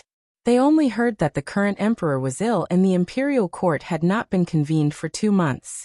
Fortunately, there were 2 prime ministers who were conscientious and conscientious. Everything in the country was running in an orderly manner as usual. Of course, there were also some things that were different from the past. From time to time, there would be new plays in the brothel, which were talked about enthusiastically by the common people. Nowadays, the brothel had become a place for ordinary people to spend their leisure time. More and more people had developed the habit of going there to listen to plays and music after a hard day's work to relax. Moreover, there was the policy that was closely related to them. Women were only allowed to marry after the age of 16. This rule had been written into the law. Not only in the capital, but also in the neighboring counties, it had begun to be implemented. No one would worry about the waste of food if their daughters were raised at home for 3 years. They were eager to have more daughters, because as long as they reached the age of 13, they could be sent to the eldest princess's workshop. A month's salary would be more than enough to feed the whole family. The commoners remembered the princess's kindness, and the officials and nobles did not dare to look down on her. The women's college had been open for more than a few months. Many of the girls and their families who were of the right age were studying there. On the opening day of the women's college, His Majesty and Her Majesty the Empress personally showed up and said some encouraging words, which directly expressed the royal family's attitude. The officials and nobles in the capital also understood that from now on, The girls who graduated from the women's college would be different from those ordinary girls. Compared with the women's college, the Academy of Sciences was a little less famous, because it did not recruit students from the public. Everyone in the Academy of Sciences was personally selected by the dean, Li Xian. This was also the most mysterious place in the three academies, which could be seen from the imperial guards who patrolled the area. Of course, the one that shone the brightest was the Mathematics College, which was in the same place as the other two colleges. A few months ago, the account investigation made them shine in the capital. For the first time, the officials of the court saw the horror of mathematics. In the following months, they solved countless problems for the court. The ministers of the Ministry of Works, the Ministry of Revenue, and the Ministry of War almost fought over some top students in the Mathematics College. His Royal Highness Prince Jean, who had always been regarded as a naughty child by the officials, was like a dazzling star. In a very short period of time, he rose rapidly. When the dean was not around, he temporarily took over the position of dean and managed the academy in good order. Many times, people would selectively ignore that he was just a child who had just turned 11. The capital seemed to be the capital of the past, and there was no earth-shaking change because of the absence of someone. The playboys were still playboys, but they would no longer be escorted to the palace gate and beaten with a wooden plank. The young princes lived safely in the palace, and would not be beaten in front of the civil and military officials. The rumor that the king of Shu was the reincarnation of a real dragon, and could lead the Jing kingdom to prosperity and power had long disappeared, and was not as rampant as before. However, no matter whether it was the common people or the nobles, at some point in time, some strange thoughts would arise in the heart. The capital seemed to be too peaceful. Compared to a few months ago, it was so peaceful that people were not used to it. When he stood at the city gate again, and saw the two words capital, Li felt an unprecedented sense of familiarity in his heart. County Marquis Li, follow me back to the palace to report. The old Taoist looked at him and said softly, "Don't let His Majesty wait too long." "Report what?" "We'll talk about it when we have time." Li Yi waved his hand and shook the reins. He turned around and ran along the familiar path. The sloppy old man glanced at the middle-aged Taoist and quickly followed. "Taoist priest Yuan this." A general of the intelligence division looked at the middle-aged Taoist with a troubled expression. "I've already sent someone to the palace to report to His Majesty. If this," the middle-aged Taoist waved his hand and said, "report as it is." In a small courtyard, a thin figure sat by a stone table. She held her chin with both hands and murmured, "It's been 4 months and 9 days. Son-in-law and second miss had been gone for 4 months and 9 days.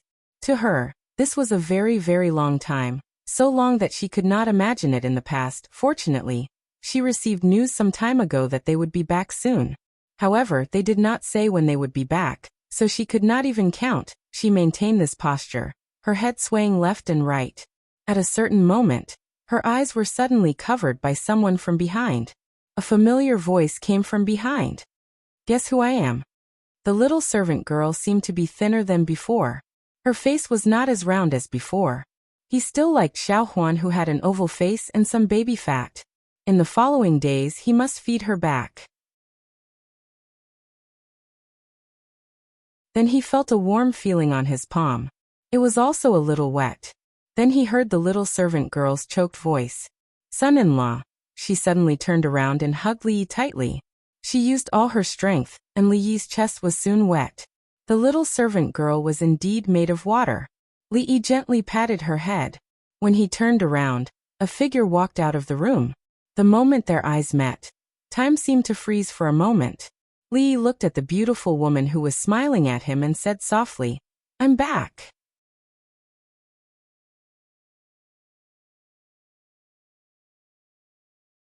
Chapter 733. The closer they got to the capital, the stronger Li Yi's desire to return home became. They changed horses over and over again, almost to the point of traveling day and night. As a result, even the messenger from the secret intelligence office wasn't much faster than them. At this moment, the news of his return to the capital should have just reached the imperial palace. They hadn't seen each other for nearly 5 months. but Rui hadn't changed much. She was just a little pregnant. Li Yi walked over and hugged her gently. Then he bent over and put his ear on her belly. He seemed to be able to feel the rhythm of another breath of life. He had lived 2 lives and experienced many things, but this was the first time he had experienced such a feeling. Rui reached out and touched his face. She said softly, "Husband." Both of them seemed to have thousands of words in their hearts, but when they spoke, they were only a few simple words or a form of address. However, the emotions they wanted to express were all contained in them. The young servant girl held the second young mistress's hand and looked at the 2 figures at the door. There was an almost dazed smile on her face, and her entire heart was filled with joy.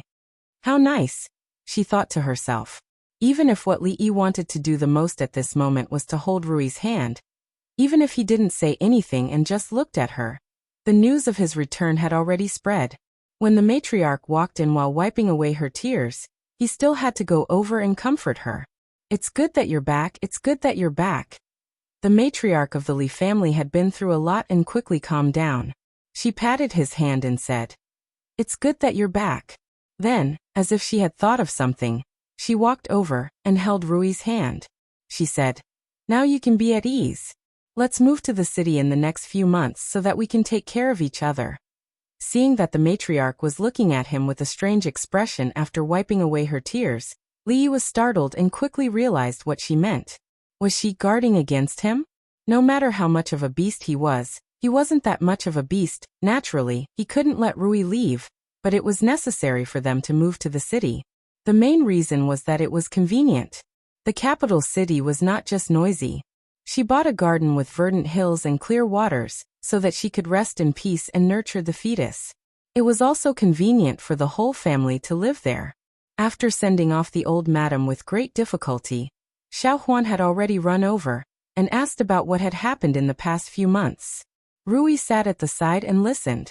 Thus, the story unfolded with a heroine with a sword fighting the evil Taoist nun and rescuing the hero.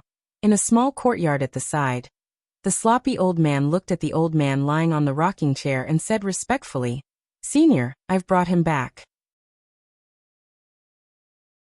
The antidote. The old man casually tossed a porcelain bottle over, and the sloppy old man revealed an excited expression. He impatiently opened the bottle and swallowed the pill inside. Grind it into powder and add it to the bathtub.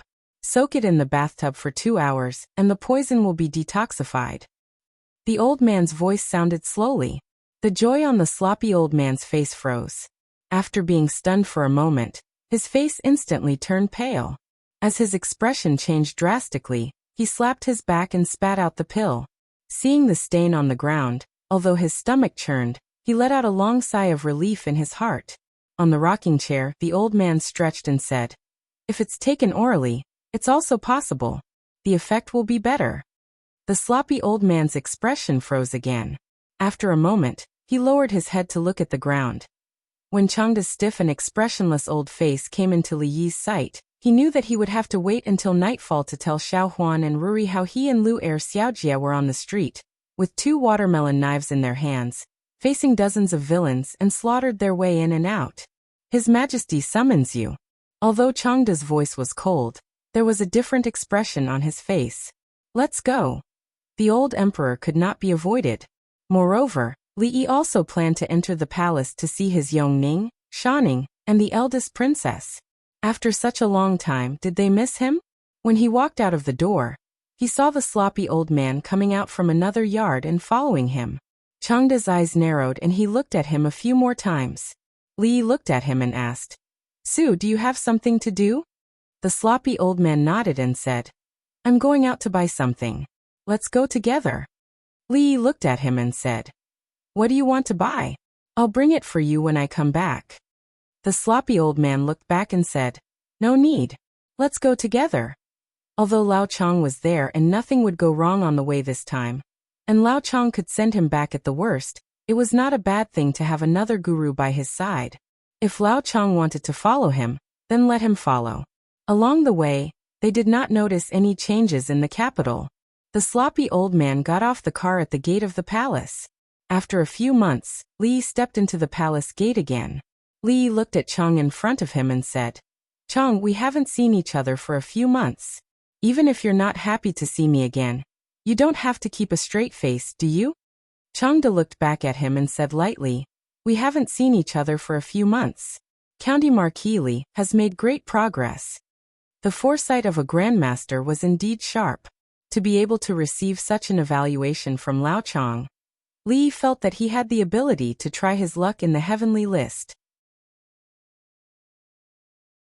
If he were to encounter that white tiger envoy with the surname Fang again, he might not be at a disadvantage. In front of a certain palace, the sound of chattering could be heard. A few figures were chasing each other, laughing and playing. As he passed by, Li saw a small figure running towards him from afar. A smile appeared on his face. He bent down and hugged her, lifting her up high. Then he touched his nose and asked, "Did you miss me?" Although Yongning did not say anything, she hurriedly took out a handful of candies from her bag, peeled them, and put them in Li Yi's mouth. Li Yi could not help but give her a kiss on her tender little face. At the same time, another figure also rushed over. Sir. The proud Lolita, who was over 12 years old, was like a child who would never grow up. After she flew over, she hung on him like an octopus. This posture was really indecent, so Li Yi could only hug Yongning with one hand and Yongning with the other. Fortunately, he was no longer the weak scholar at the beginning. Otherwise, his 2 arms would not be able to bear such a posture. It was too unscrupulous to hold 2 princesses and wander around the palace like this.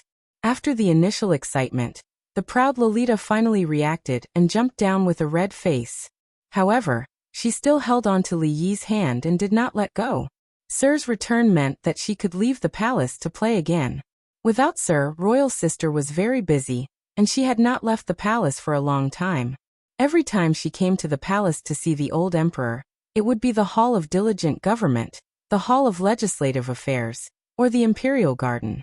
This time, it was not any of these 3 places. When they walked to the door of a palace, Changde reminded him in a low voice, "His Majesty has recently caught a cold.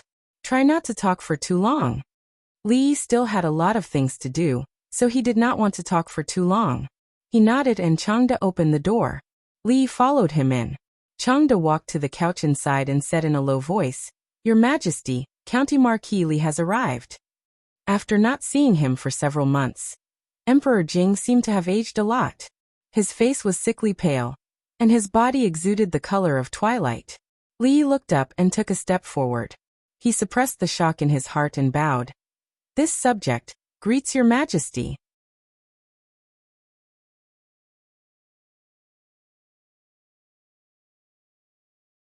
Chapter 734. When he saw Emperor Jing lying on the bed, Li once again realized that this wise monarch seemed to be reaching the end of his life. The morning court session had stopped for almost 2 months. For Emperor Jing, who had never stopped this rule for more than 10 years, he would not do this unless he was at the end of his life. "You're back." Emperor Jing leaned on the bed and looked at something in his hand.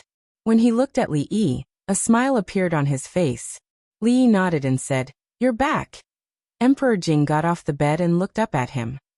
Because of the implementation of the debit and credit law, the court has been arguing endlessly for more than a month. Countless officials of the Qi Kingdom are in a mess because of this matter.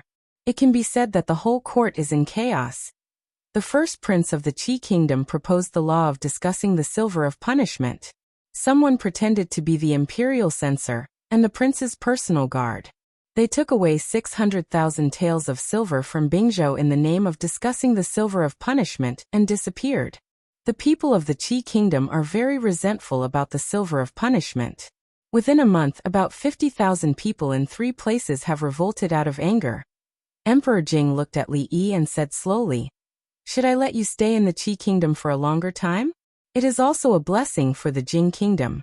If you stay for 8 or 10 years, the Qi Kingdom may perish by itself."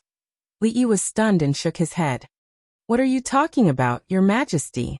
I don't understand." He really didn't know about the uprising. Even if there was an uprising, it had nothing to do with him. He couldn't take the blame for everything. The people of the Qi Kingdom revolted because of such a trivial matter. Their hearts were really fragile. "It's good that you are safe." Emperor Jing waved his hand and didn't care. He said, "For the next few days, you should rest at home. Put other things aside for the time being." The other things he mentioned were naturally the affairs of the academy. In fact, there was also the Academy of Sciences. A few months was enough for him to understand that between the two academies, perhaps the latter was more important. No matter which one it was, Li Yi would be able to play an important role. Even if the old emperor didn't mention it, Li Yi would have mentioned it anyway. Rui was pregnant, and he had been away from home for nearly 5 months. He was really not a responsible husband. In the future, he naturally had to make up for it. How could he have the mood to care about other trivial things? No matter what, he had to take 2 years of paternity leave first. As for the academy, Li Han, that little fellow, was managing it pretty well. It was good enough for him to be the Grand Dean. Opportunities had to be left to these young people. While Li Yi was thinking about these things, Jingdi's gaze was always on him. The fact that Li Yi was abducted was indeed far beyond his expectations. However, even though he was abducted, he was still able to stir up such a great storm in the Qi kingdom, stirring up the imperial court, and forcing the people of several lands in the Qi kingdom to rebel. This indirectly eased the friction between the two kingdoms, because they had to divide their energy to deal with the internal strife in the Qi kingdom. It wasn't that he didn't think about the matter of discussing the silver of guilt. He weighed the pros and cons in his heart, but in the end, it was rejected by Li Yi. At that time, in his heart, there was a slight doubt about the seriousness of this matter. However, after learning the news from the Qi kingdom, the trace of doubt in his heart disappeared completely. Although Li Yi usually didn't reveal his talents, his vision and judgment were rarely wrong. The only thing that had never changed was his lazy personality, which made people feel helpless from the beginning. A strange sound came from the hall, interrupting Jingdi's thoughts. He looked at Li Yi again. Li Yi touched his belly awkwardly and said, "I came out in a hurry just now, so I didn't eat much today. Ask the catering company to prepare something and send it over." Jingdi looked at Changda and ordered, "It just so happens that I am a little hungry." Li Yi didn't have time to refuse. In fact, what he meant was, "Are you done? If you haven't finished, hurry up and say it. If you are done, I will go back to eat." There are still a lot of things waiting to be done, however, he couldn't say this. If he angered the old emperor to death, he couldn't beat Chang. The catering company moved very quickly. It was very likely that it had been prepared a long time ago. Jingdi usually ate light food, and this time was naturally no exception. Li Yi wasn't proud of being able to eat with the emperor often. When Mississippi Lu was recuperating, they had been eating light food. It wasn't easy for them to come back, so they had to eat something, right? Moreover, this wasn't the only reason. There was another reason that he couldn't point out. The old emperor ate with relish alone, and Changda's old face relaxed a little as he looked at him. Li Yi raised his head to look at Changda. He thought of what he had just said, and then looked at the old emperor. He couldn't help but have a strange feeling in his heart. He had to accompany him to eat for the emperor to have an appetite. Was this an abnormal hobby that the old emperor had developed in Ningguangfu? As he was thinking, Jingdi raised his head to look at him and asked, "Why aren't you eating? Is the food not to your taste?" Li wanted to say something but stopped. He finally asked, "Has your majesty caught a cold these past 2 days? It's no longer a problem." Jingdi coughed lightly and said, "If it is not to your taste, Zhen will order the catering company to make something else." Li Yi had a difficult expression on his face. "Your Majesty knows that this official's wife is pregnant and her body is weak. If this official also catches a cold..." Jingdi was very smart. Before Li Yi finished speaking, he understood what he meant. Then the expression on his face became a little dazed. Was he disdaining him? Disdaining the monarch of a country? Disdaining this matter that was regarded as a special honor by countless people? Even the 2 prime ministers in the court did not have the special honor of eating with him. Even if the ministers of the 6 departments received such an honor, they would most likely bathe and fast for 3 days, be deeply grateful, and kneel down to thank the emperor for his grace. But now, he was actually disdained by someone? Jingdi raised his head and saw his innocent face. His face darkened, and he waved his hand and said, "Get out of here immediately. Get out of here." Yes.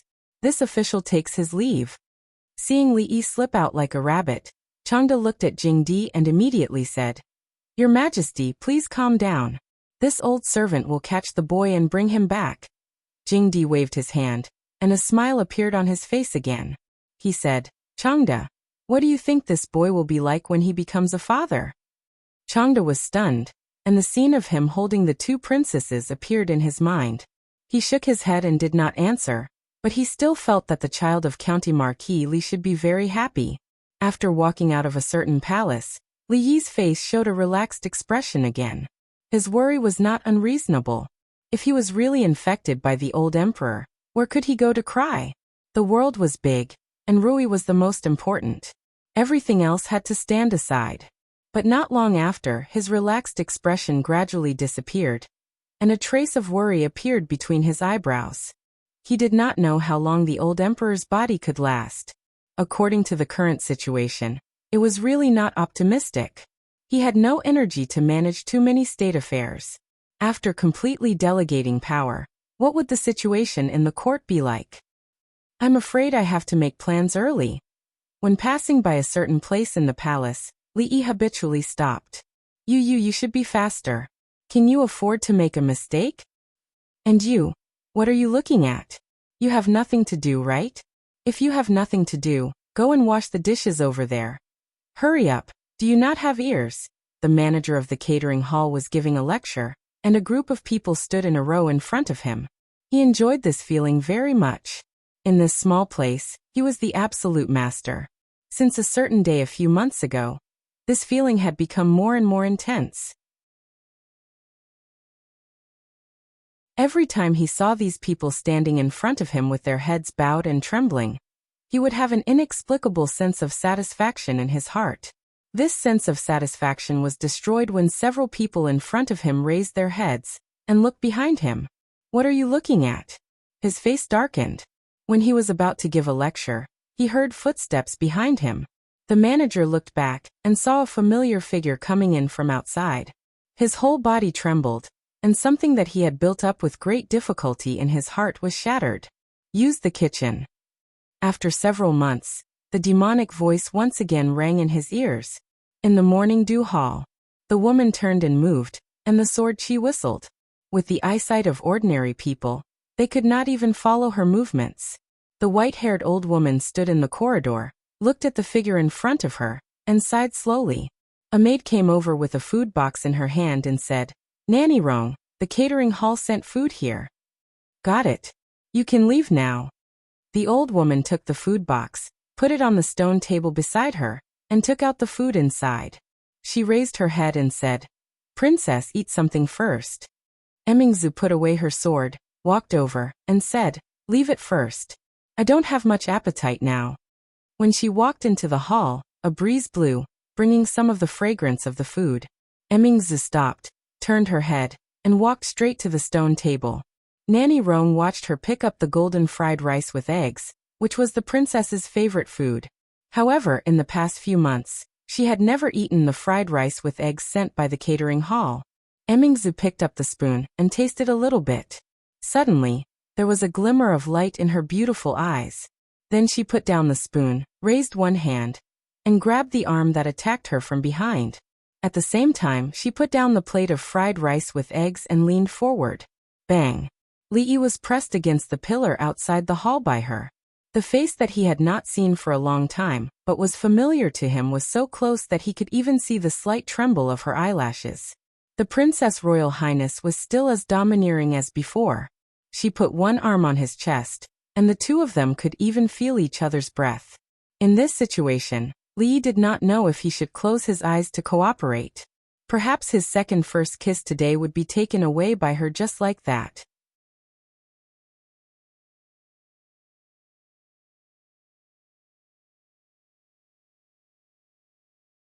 Chapter 735. Li Yi's confidence suffered a severe blow when his sneak attack failed, and he was knocked out instead. In these 5 months, in terms of training, he did not slack off at all. He slept very well every day. Even if he did not become a grandmaster expert like Ru Yi, Unrivaled in the pugilistic world, he could at least be called a hero, right?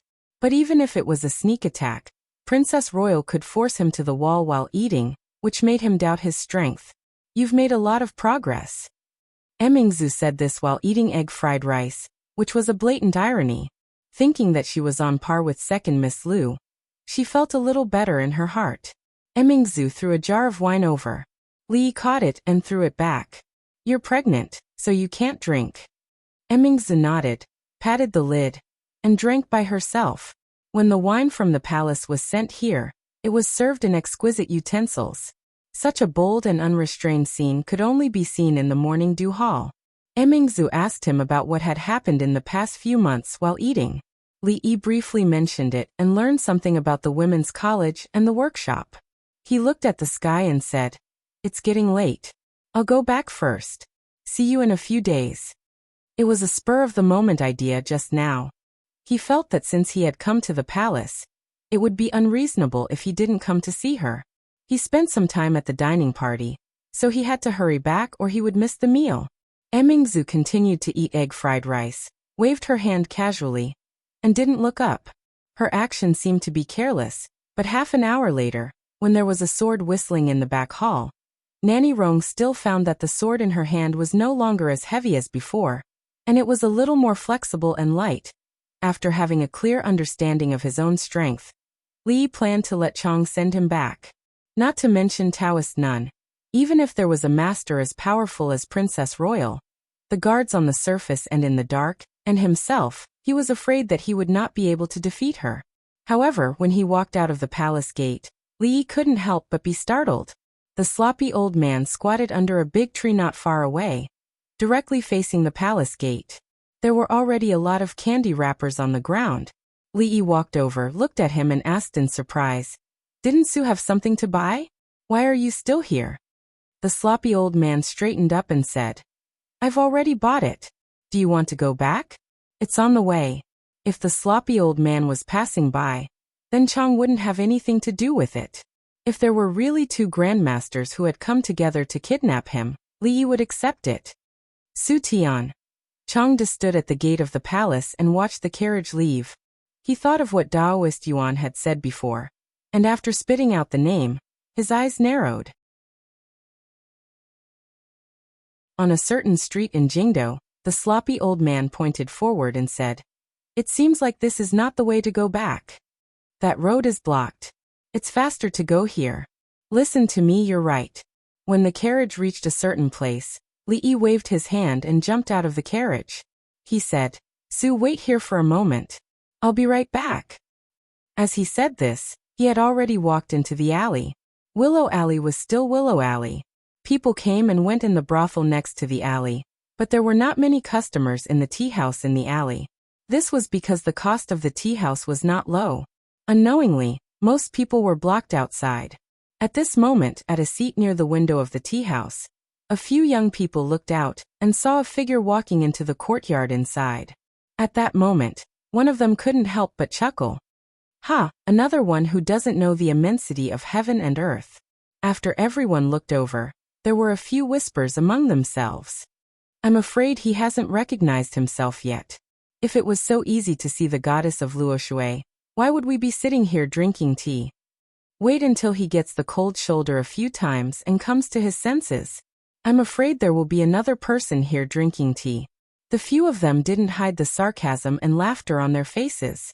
They, who had gotten the cold shoulder countless times, could already imagine the look on the servant girl's face when she came out.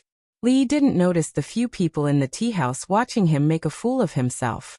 After standing outside for a long time, he raised his hand and knocked on the door. The sound of footsteps came from inside, but the door didn't open. Then, there was a clear and angry voice. "Miss is not here. Don't come again." Li was startled. When did Xiao Chui, this servant girl, become so fierce? He knocked on the door again. The footsteps had already gone far away, but they soon came closer. The courtyard door opened with a creak, and Xiao Chui poked her head out. She said with a bit of anger, "How many times have I told you? Don't come here, miss." She originally had a straight face as if she was lecturing them. Halfway through her sentence, Her eyes suddenly widened, and her voice became softer. Then, she rubbed her eyes in disbelief. After taking a closer look, she still didn't believe it, so she prepared to rub her eyes again. Lee pulled her face. It was very elastic and full of collagen. After not seeing her for a few months, she was slightly fatter than before. It seemed that she had been eating well these days.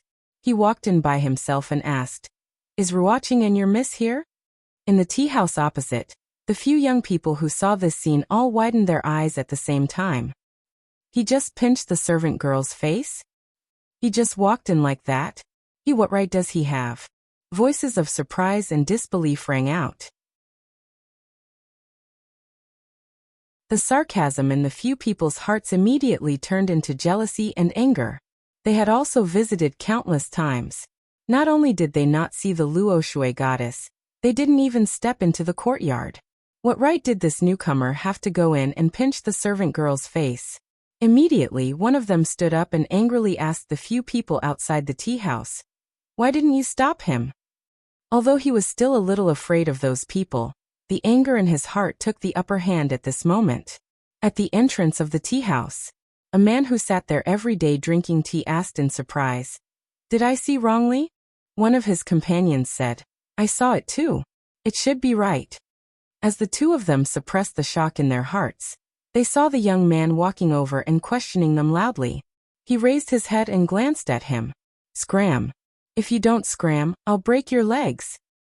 It was obvious that he had suffered a lot from these people. The young man retracted his head and left dejectedly. Xiao Chui came back to her senses. After closing the door, she immediately ran over and exclaimed in surprise, "Li, you're back." Li nodded and asked, "Where are Miss Ruoqing and your miss?" "Sister Ruoqing and Miss left early in the morning. I don't know when they will be back." Xiao Chui looked at him and added, "They really aren't here this time. Li, sit here for a while. I'll go pour you some tea." Seeing Xiao Chui run off quickly, Li did not sit down at the stone table. Instead, he walked towards the back. The door to the art room was unlatched. He pushed the door open and walked in. The furnishings inside were not too different from what he remembered. There were a few unfinished sketches of undergarments on the table. There were also many sketches hanging in the room. It was slightly messy. When he turned around to leave, he turned his head again and picked up a drawing on the table. Underneath it was also an unfinished drawing. It was a drawing of a young man bent over a table, painting. Li stared at it for a long time before putting it back in its original position. Xiao Chui walked in with a cup of tea and said, "Miss and Sister Ruoqing might have gone to a brothel.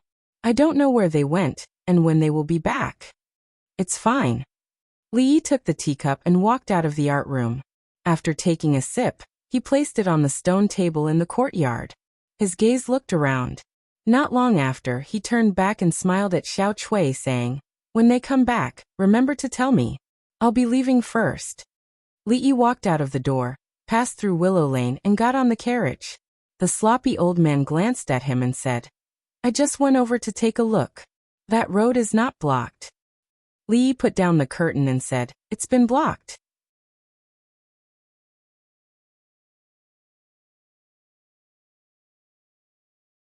Chapter 736. In the small courtyard, Xiao Huan bent over, put her ear on Rui's slightly bulging abdomen. After a while she raised her head, puzzled. "Why are you not moving? It's only been a few months. How can it be so easy to hear?" Li pinched her face. By right, there should be movement at this time. But maybe because both Rui and he liked quiet, the little fellow did not move much. He moved his head closer. "Let me hear." The tsundere lowly stood beside Li with her hands behind her back. She leaned forward and looked around curiously, blinking her eyes. Further away, Yong Ning was sitting on the swing while Duan Wu was pushing her gently from behind. Rui looked at them with a smile on her face.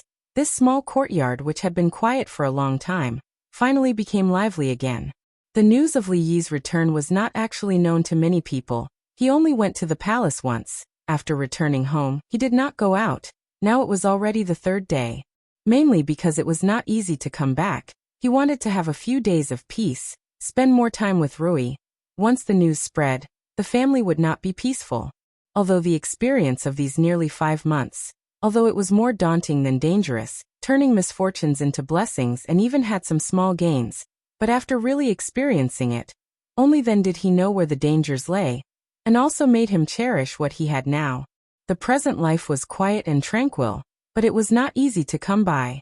Peace was indeed not easy to come by, although the news of his return was not widely spread, but there would always be some people who knew through various channels. Li Xian barged in with a black face, looked at him, said angrily, "You have been back for 3 days, and you did not tell me. If not for Emming's mentioning it today, I still do not know about it." It was Li Yi's decision not to tell him for the time being. This fellow never thought of him when there were good things, but he could not forget troublesome things. If he wanted to live a leisurely life, he must avoid him. His dark face was obviously just an act. Li Xian had always been heartless, and his eyes were only filled with those strange things. The next second, an unconcealable joy appeared on his face, and he said, "Let's go out and have a drink to celebrate. Let's go to the Jade Courtyard, the old place." Fong, on the other hand, nodded his head fiercely, seemingly agreeing with this suggestion. Li Yi waved his hand and said, "I won't be going to the Jade Field Courtyard. Since you're already here, stay for a meal." Li Xian asked, "Do you cook?" Li Yi nodded. In the days to come, Rui's 3 meals a day, he didn't plan on borrowing other people's hands. Li Xian nodded and said, "Then I won't be polite this time." Li Yi thought, "When have you ever been polite?" But he saw Li Xian slightly turn sideways, pointed to a person behind him and said, "Let me introduce, this is Shen Shu."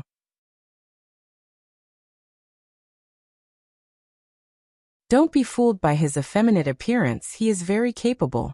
You'll know when you come to the Academy of Science in the future. County Marquis Li. The young man behind Li Xian stepped forward and cupped his hands in salute. Li Yi casually returned the salute. "Brother Shen, you're welcome." Li Yi rarely saw Li Xian being so enthusiastic to someone.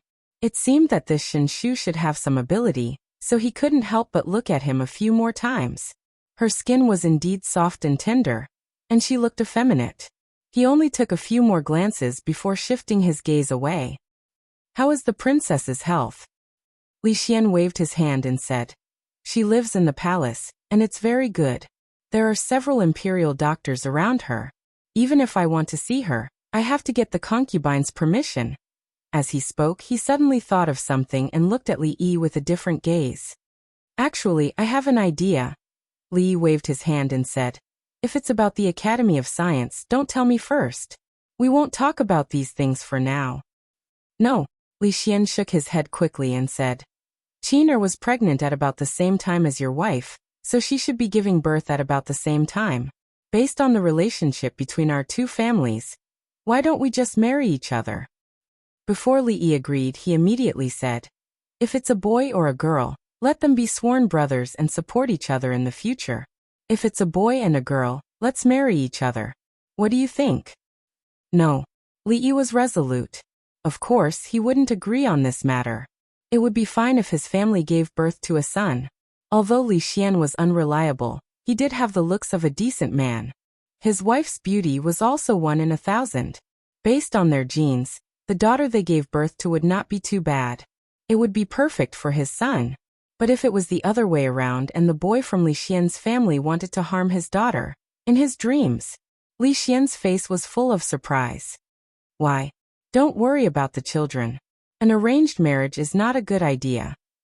Li Yi glanced at him and said, "For the sake of a marriage, I wonder who was the one who drank himself into a stupor in Qing and Fu." Shen Shu, who was at the side, looked at Li Xian with some surprise. It seemed that he had not expected him to have such a past. An awkward expression appeared on Li Xian's face. He hurriedly said, "Aren't we doing quite well now?" Although he said this, there was not much confidence in his voice. It was clear that those days in the past were still fresh in his mind. Li Yi stood up, dusted his hands and walked towards the kitchen. What Li Xian had said just now had its merits. It was fine to become sworn brothers, but as for the good of the Qin Jin, that would depend on fate. In his previous life, he did not have a deep understanding of how scary an arranged marriage was. But now he hated it with all his heart. For Li Xian and the heir's consort to have a happy ending, There were some coincidental factors involved. However, what happened to him involved the grudges between 2 generations. Even now he still couldn't let go of it. That matter had become a dead knot. Li Xian freeloaded this meal without any pressure. During the meal, he talked about some of the problems that the Academy of Sciences was currently facing. Li only gave him pointers where necessary. For Li Xian, the process of exploration and discovery was what gave him a sense of satisfaction. Don't tell anyone that I'm back for the time being. Before Li Xian left, Li Yi reminded him again. Although there were still many things to do, Li Yi did not want to be disturbed by other things at the moment. Li Xian waved his hand to indicate that he understood. Walking out of the courtyard, he habitually put his arm around Shen Shu's shoulder and said with a smile, "This guy is like this. When you go back, remember not to tell anyone." Shen Shu frowned. He was still not used to his warmth. He discreetly removed his arm and said in a low voice, "Got it."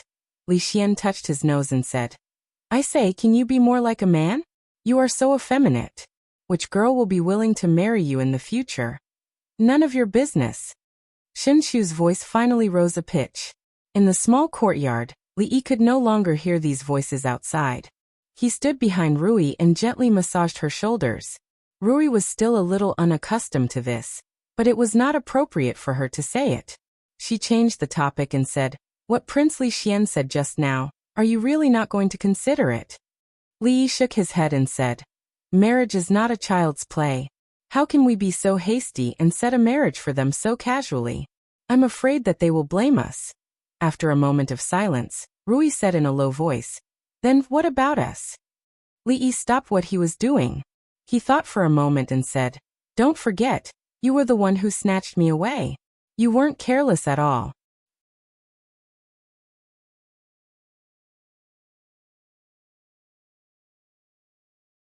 Chapter 737.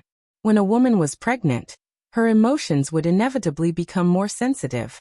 Li Yi did not feel any obvious difference from Rui, but that did not mean that he could be as carefree as usual. Usually when it came to dealing with small emotions, he would still take it seriously. The old emperor had tacitly approved of his paternity leave, and did not send any more workers over. Even the academy did not urge him. For Li Yi, not being able to see Chang's face was something to be happy about. Mississippi Lu had always been restless, but these days, she had a rare moment of peace. Perhaps it was because she was stimulated by Taoist Nun. She practiced martial arts every day and would drag him to practice from time to time. She said that she wanted to increase her combat experience. The increase in combat experience was not very obvious, but the pain in his butt became more obvious every time. Li Yi felt that she was taking revenge. Apart from being a human sandbag, Li Yi was not busy these days. Most of the time, he cooked, chatted with her, and read some books on prenatal and postnatal care. As for the other things, he left them to Fong to handle. One of them was to buy a house in the city. It was surrounded by beautiful mountains and rivers, and was good for the physical and mental health. Although this place was not far from the capital, it was still outside the city. There were no good places to go around. It was inevitable that he would feel depressed if he stayed at home all the time. Li Yi planned to move there as soon as possible. At that time, it would be more convenient for him to do everything.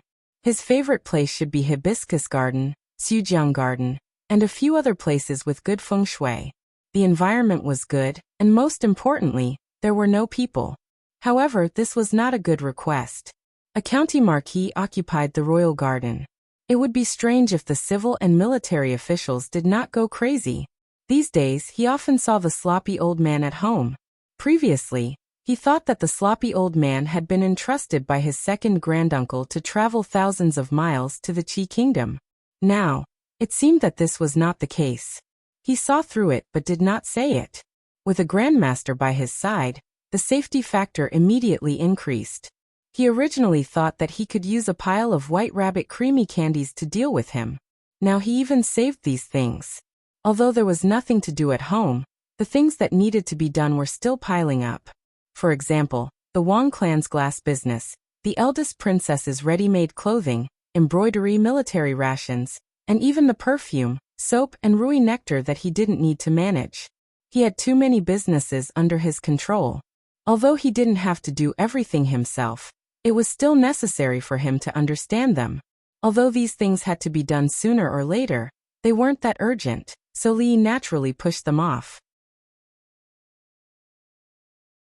There were things that needed to be done, and there were naturally people that needed to be seen. As the carriage passed through the capital once again, the sloppy old man finally understood when he saw the complicated expression that flashed across Li Yi's face. However, it was not the road that was blocked. Perhaps it was something else. Zumo, do you still remember when you were a child? You loved to eat the Su Jiji's candied plums. At that time, your mother was afraid that you would break your teeth and wouldn't let you eat it, so you secretly saved up money to sneak out. You were almost caught by a trafficker, and the whole family was scared out of their wits. In a small courtyard deep in Willow Lane, a middle-aged man in a blue robe stood there with a smile on his face. He said, "A few days ago, I had been looking for that shop. I ran all over the capital, but couldn't find it. Only yesterday did I find out that it was the Su Ji, but it later changed its name." He placed a paper bag on the stone table, opened it, and said, "It's on Xingping Street. It's now called Fuji. When I came just now, I bought some along the way. Try it and see if it tastes the same as before." Zeng Zumo looked at the paper bag on the table and the candied fruits inside. A trace of confusion appeared on her face, mixed with some memories from so long ago that she couldn't remember them at all. How long ago was that? 11 years, 12 years, or 13 years? At that time, her mother was very strict with her. Being able to eat Suji's candied plums was probably the happiest thing in her life. However, this small wish was actually not very likely to come true. At that time, although her father's official position was not high, he was very strict. Even though the candied plums from the Suji worldwide commerce were not worth much, if she really wanted to eat them to her heart's content, second uncle would secretly buy them for her, and she would eat them under the blanket at night. At that time, she and her second uncle were not like this. However, things in this world could never return to yesterday, let alone 13 years ago. Seeing that she was unmoved, the middle-aged man's eyes dimmed slightly, but he concealed it well and said, "Tomorrow is the Zeng family's banquet. I have a lot of things to do tomorrow." Zeng Shichen was taken aback. He shook his head and said, "It doesn't matter. There will be more opportunities in the future." He looked at the sky and said, "Second uncle still has work to do, so I'll leave first. I'll come see you tomorrow." Only when the middle-aged man turned to leave did Zeng Zimo look up. A hint of pain flashed through the depths of her eyes. "It's all in the past." Wan Ruoqing walked out of the house and looked at her with some heartache. She placed her hand on her shoulder and said softly. Some long-sealed memories emerged from her mind. Zeng Zimo bit her lip, and her face was a little pale.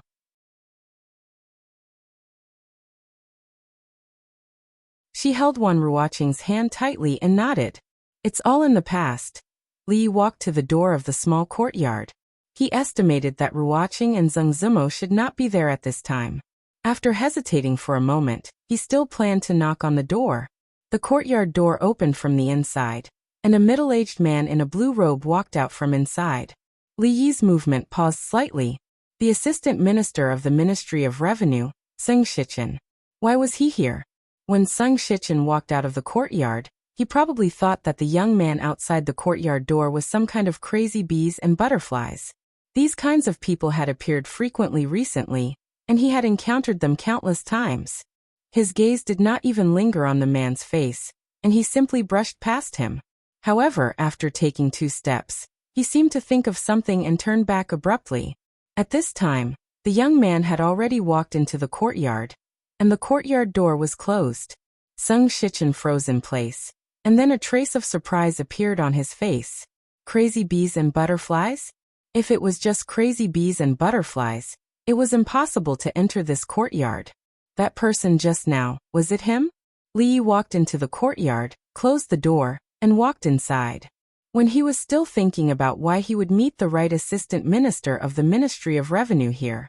If he remembered correctly, the other seemed to belong to the Cui family, and was a firm supporter of the King of Shu. Although there was no direct confrontation with him in the court, this person's status in the King of Shu's faction was not low, and he still had this impression. What puzzled him was that without the permission of the two, it was impossible for outsiders to enter this courtyard, and Zeng Shichen was alone. For the time being he could not figure out these things. Thinking that Xiao Chui should know something, Li passed through the moon door and saw a figure sitting at the stone table in front of him. He said, "Xiao Zemo." Xiao Chui said these two words halfway, before realizing that the person sitting there was Miss Zeng. Her brain was a bit short-circuited, and she suddenly changed her words, sounding like Xiao Zemo. Zeng Zemo and Wan Ruoqing raised their heads at the same time, and the atmosphere in the courtyard began to become a bit awkward. After Li Yi's footsteps stopped, he showed a smile that he thought was brilliant, and waved his hand saying, "You are all here, what a coincidence."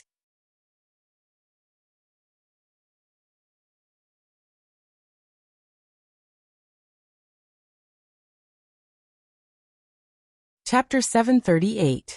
When they looked up, the two women were startled for a moment. Then joy quickly appeared on their faces. Xiao Chui had said that he had returned to the capital, but they had missed him a few days ago. In fact, they had not gone out these days. The joy on Zeng Zemo's face was quickly concealed. Wan Ruoqing quickly took a few steps forward and then paused. Although she was excited, her voice turned into calmness. Xiao Chui said before that she thought you would come over in a few days. Li nodded. Without any courtesy or awkwardness, he nodded and said, "I've been delayed by some matters these few days." Wan Ruoqing looked at him and asked with a smile, "How is Madame Li?" Neither of them noticed that Zeng Zemo's body trembled slightly when she heard this. She looked at Li Yi and then quickly looked away. "She is fine."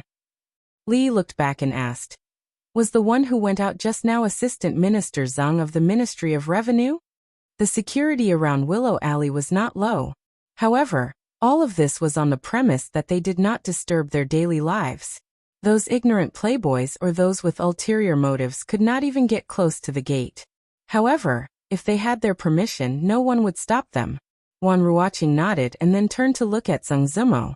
Zeng Zemo had already stood up and walked over. Looking at Li Yi, she said softly, "I am sorry." "Huh." Li Yi was startled, not knowing why she would suddenly say this. "I was actually at home that day." Zeng Zemo lowered her head. "If it wasn't for me, this would not have happened." This matter had actually been buried in her heart for a long time. The two emotions of self-blame and guilt intertwined in her heart every day. It was only at this moment, when she saw that he was safe and sound with her own eyes, that her heart could finally be at ease. Li finally remembered that he had been to Willow Lane that day. At that time, Xiao Cui said that Zeng Zemo was not there. When he went back, he met the Taoist nun. At this moment, he smiled and waved his hand, as if he didn't care about this matter at all. He said, "This has nothing to do with you. She originally planned it. If it wasn't that day, it could have been the second day, or the third day." Instead of asking why Zeng Zemo asked Xiao Chui to lie that day, Li looked at her and asked uncertainly, "That Assistant Minister Zeng," Zeng Zemo whispered, "It's my second uncle." Suddenly hearing this news, Li Yi was startled. He looked at her and asked, What is going on?" He could feel Zeng Zemo's emotions at this moment. After saying this, he immediately changed his words. "If it's not convenient, it's not inconvenient." Zeng Zemo shook her head. "It's all in the past." She walked towards the door. "I'm about to go to the shop. Let's talk on the way." Li really didn't expect that she actually had such a story. More than a decade ago, the Zeng family was not very prominent, but in the capital city, it was also regarded as a rich family. Of course, the Zeng family at that time was not the Zeng family now. Zeng Zemo's father seemed to be a small official in the Ministry of Revenue. Later, because of a mistake in an important matter, he was involved in the struggle in the court, and was pushed to the teeth of the storm. As a result, the direct line of the Zeng family suffered a heavy blow. The men were punished, beheaded or exiled, and the women were sent to the musical house, while the others were safe. Later, the second branch of the Zeng family got in touch with the Chui family, so the Zeng family recovered. Zeng Shichen was even promoted to the assistant minister of the Ministry of Revenue. In fact, today's Zeng family was more prominent than 10 years ago. As a direct line of the Zeng family, Zheng Zimu was implicated at a very young age. After several twists and turns, she moved to the musical house, the Jade Courtyard, and then redeemed herself and came to the capital city. She had never mentioned these things before, so it was the first time for Li Yi to know. Li Yi looked at her and asked, "Are there any family members in the musical house now?" Zheng Zimu shook her head and said, "My mother had committed suicide before they came to confiscate our house. In fact, I am the only one." Li Yi had heard about what happened in the musical house and the brothel, and then associated it with her decisive and almost stubborn character. He could roughly imagine how she grew up step by step from the daughter of an official to become what she was now. How many hardships and sufferings she had suffered. Even if he had lived two lives, he could not understand it at all. Thinking of these things, he inexplicably felt a little sad in his heart. Zheng Zimu inadvertently raised her head, and happened to catch a certain expression on his face. Li Yi's heart sank. He was worried that with her character, she might regard this as pity, so he hurriedly explained. Don't. Seeing his nervous look, Zheng Zimu smiled, and a trace of warmth surged in her heart. She asked, "What about you? Where have you been these months?" Ruoqing, who had not spoken all the way, also turned to look at him. All the way to the west, first to Shuzhou, and then stayed in the Qi kingdom for 2 months. Li gave a brief account of his journey over the past few months. As for the dangerous parts, he naturally skipped over them in a single sentence. Even so, the two women heard something different from his words. They clenched their fists in their sleeves, but did not show the slightest emotion on their faces. A few steps behind him, the shock on the face of the sloppy old man had never faded. At this moment, he finally understood why that shortcut was always blocked. Li Yi did not say much on this topic. When passing by a clothing store, he cleverly changed the topic. In terms of clothing, the capital city had undoubtedly set the trend for the Jing kingdom, and even the surrounding countries. The dazzling array of clothing had caused the eyes of the women to be dazzled. As for undergarments, most of the women had already accepted them. Although there were still some conservative women who still resisted, they could no longer affect the vigorous reform of undergarments. The brothel had not changed much. In fact, the operating model had matured, and the number of brothels in the capital had long reached saturation. In these months, in addition to expanding to more distant states and counties, they also took root in their respective places, and gradually became a daily thing for the people. Every midnight, Ruoqing would vaguely remember that more than a year ago, when the brothel was about to close and everyone was worried about their livelihood, he broke into everyone's sight with a disdainful attitude. At first, he just wanted to live and survive in such a world. Later, he didn't have to worry about living, and he wanted to let the performers of Qing and Mansion live a better life.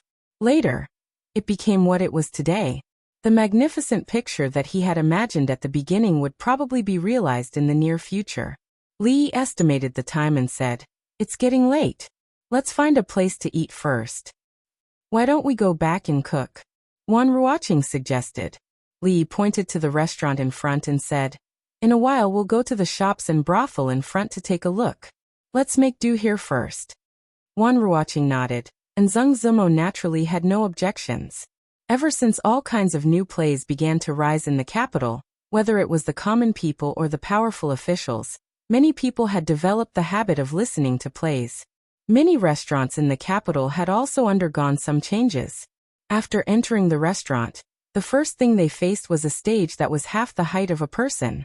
On the stage, there were performers specially hired by the restaurant to perform for the guests to enjoy. In the lobby on the first floor, facing the stage, the tables were arranged in the shape of stars. The position on the second floor was better, and one could see the whole scene from a high place. Of course, the corresponding price was more expensive.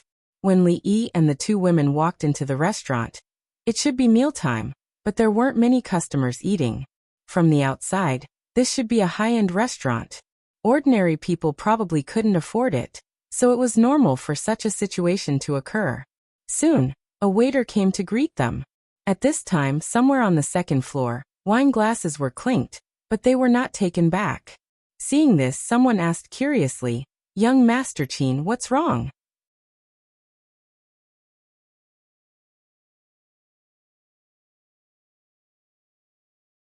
Chapter 739. The table of banquets upstairs had always affected the heart of this restaurant's shopkeeper. To be able to open a restaurant here with a high standard meant that there must be some sort of backer behind them. At the very least, that backer could help them avoid most of the troubles they encountered on a daily basis. However, in front of certain people, there would come a time when these people would not be enough. The table upstairs belonged to this category. These rich young masters of the capital might not have much ability themselves, but their family backgrounds were often dukes or third-rank officials of the imperial court. They could not be provoked.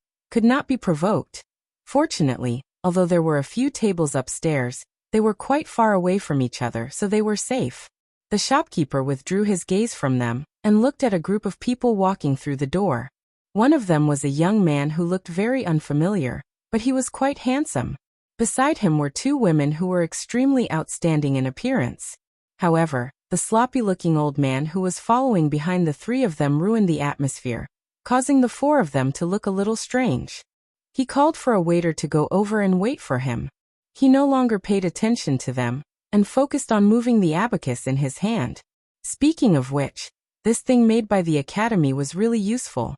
Using this thing called abacus to calculate accounts was much faster and more convenient than before.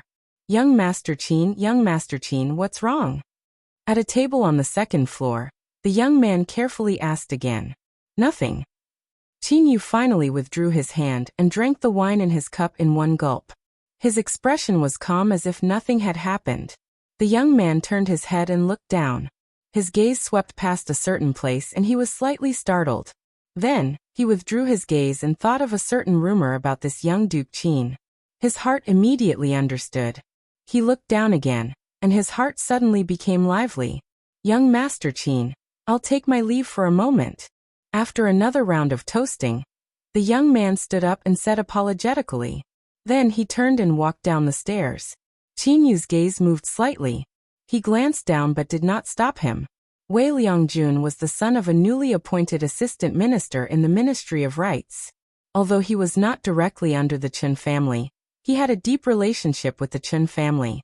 Assistant Minister Wei had just been appointed, but in a short period of time, he had made many achievements. His reputation in the court was quite good, and he was a figure that the Chen family was pushing forward. Across from Chin Yu, Seng Zijian glanced downwards. His face darkened and his facial expression twitched. That man and woman had left an indelible impression in his heart. However, hatred was just hatred. It didn't stop him from thinking that Wei Liangjun, who thought he was smart, was a complete idiot. In the past 5 months, a storm had been brewing in the capital. Some officials had been banished from the capital, but naturally, there were also some officials who had emerged and entered the center of power. The momentary glory made some idiots feel that they could do whatever they wanted in this place. However, he didn't care about how handsome Wei Liang was. Although he didn't want to see that person, he couldn't help but look down. Did that person finally come back? Chin Yu's expression was calm. He pretended to be courteous to the young masters around him who wanted to climb up to the Chin family. As he raised his head to drink, a trace of darkness emerged in the depths of his eyes. Li Yi was ordering dishes. Ordering dishes was actually a science.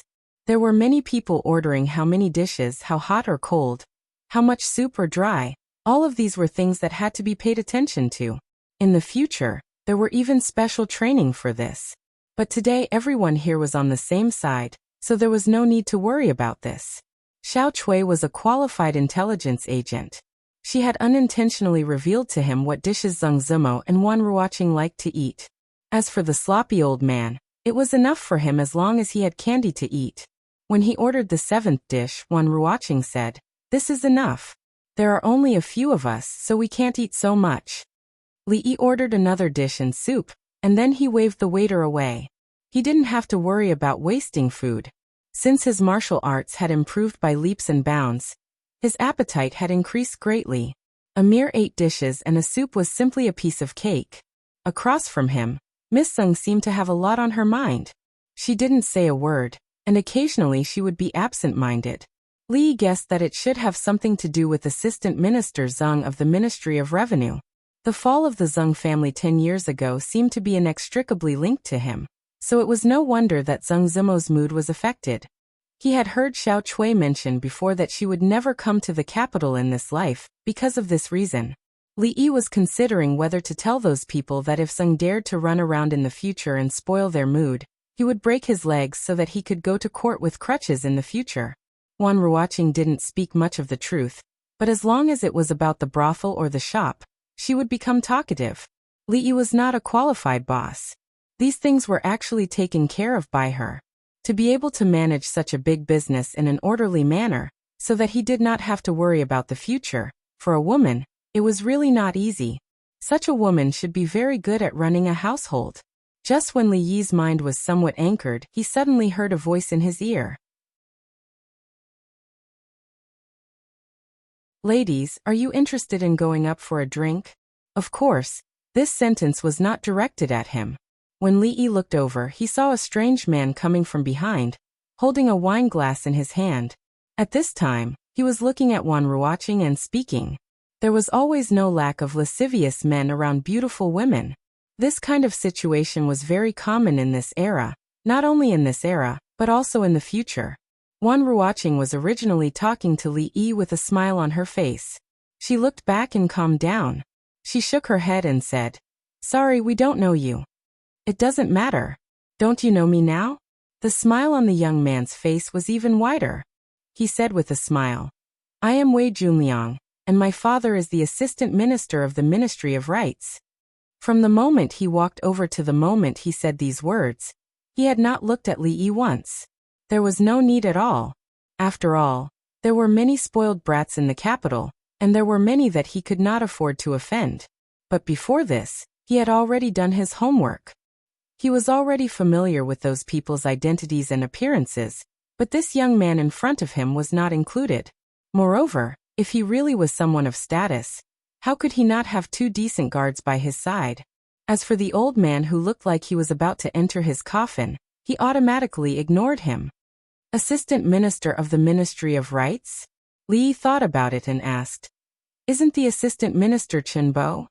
Zheng Zimo glanced at him and said in a small voice, "A few months ago, the original Assistant Minister of the Ministry of Rights was removed from his position and imprisoned.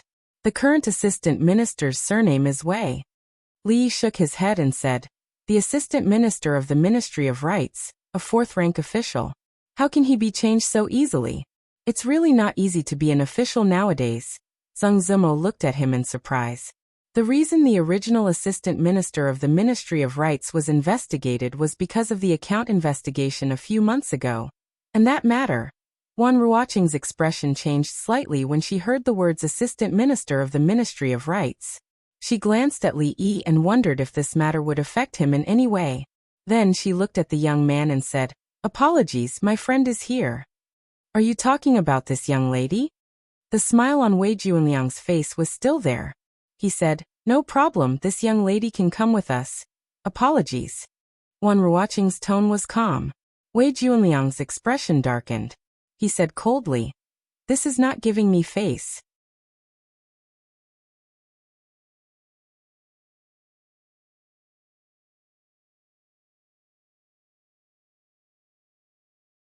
Chapter 740.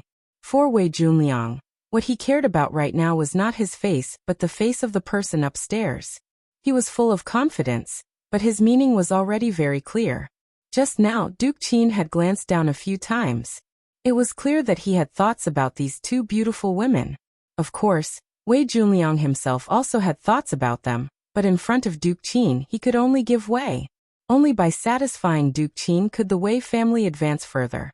This was not only his intention, but also the intention of his father, the assistant minister. Although he hadn't been in Jingdo for long, during this time, as long as he announced his father's name, any woman would throw themselves at him. Even in Jingdo, an assistant minister was considered a high-ranking official in court. If he went back with his tail between his legs, not only would he lose face, but he would also be laughed at by the people above him. He would probably also leave a bad impression with Duke Qin. Wei Junliang's expression completely darkened. In a cold voice he said, "Miss, you won't give me face like this, will you?" Wan Ruoqing stood up and quietly said, "Sir, please go back." B*TCH, you refuse a toast only to drink a forfeit. At this moment, Wei Junliang could no longer suppress the humiliation and anger in his heart. He raised the wine cup in his hand and splashed it toward her face. Wan Ruoqing's expression changed. As she retreated, a white hand appeared in front of her eyes and blocked all the wine. As she retreated, she accidentally bumped into a chair and lost her balance. At this moment, another arm seized the opportunity to wrap around her slender waist. Time seemed to return to 2 years ago. That night in Ningguang Manor, he seemed to have appeared in such a manner. The pain from her calf seemed to disappear into thin air. When Li Yi turned around and asked her, "Are you all right?" She shook her head, and a faint blush rose to her face. To the side, Zheng Zimo raised her head and glanced at him. Her gaze quickly moved away. Wei Junliang narrowed his eyes and looked at the young man who had appeared in front of him. He said in a cold tone, "A hero saving the damsel in distress?" Although he had blocked the wine, Li noticed that Wan Ruoqing's clothes were still stained with a few drops of wine. He shook his hand to get rid of some of the wine and walked over. He wiped the back of his hand on the luxurious clothes of the son of the assistant minister of the Ministry of Rights. He said, "This girl's clothes are dirty. You have to pay for it. I am honest with you. 10,000 taels of silver. Remember to send it over before tomorrow. You should be able to easily find out where they live. Remember, 10,000 taels, not a penny less." Wei Junliang was stunned by his action. By the time he reacted, there were already a few handprints on his clothes.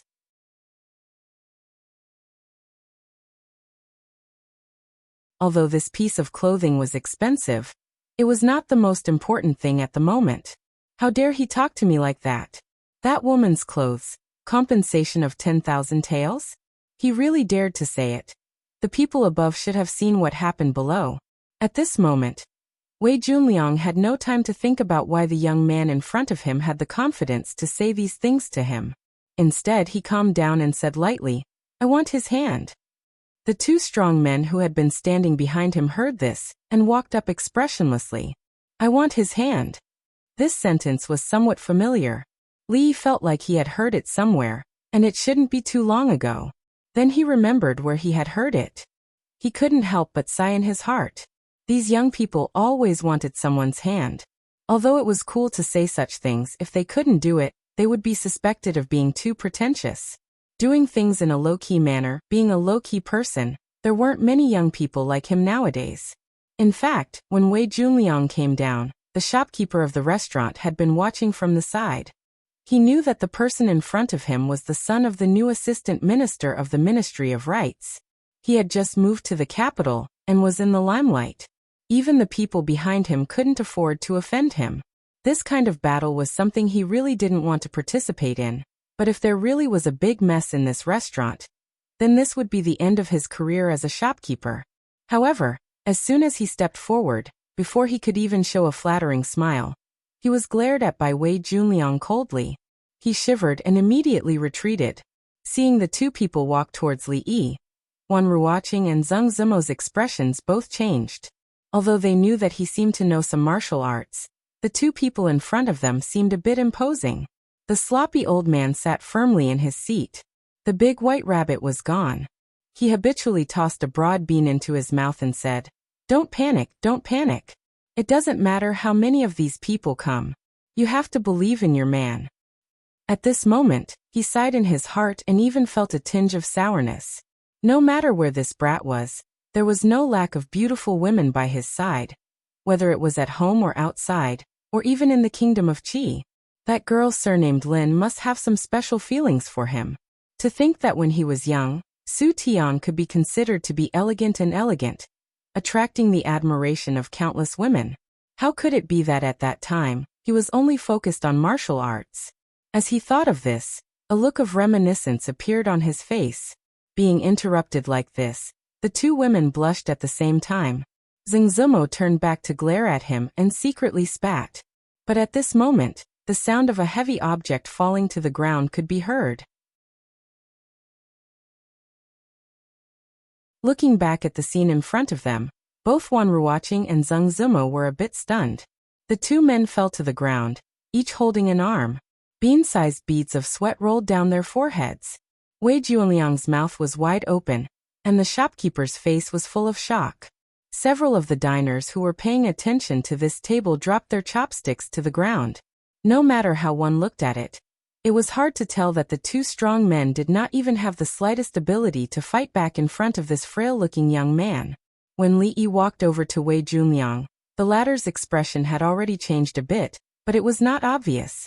He only said coldly, "No matter who you are, you can't bear the price for touching me." Li Yi smiled and reached out to tug at the corner of his mouth. He shook his head and said, "Young man, don't keep saying things like face and price all the time. That's not good." The scene before them was really quite dramatic. The two were about the same age. In fact, Wei Junliang looked a bit older. So when the young man put on the appearance of an elder and said those words to Wei Junliang as if he was reprimanding a junior, the scene was a bit out of control. At that moment, someone in the corner laughed.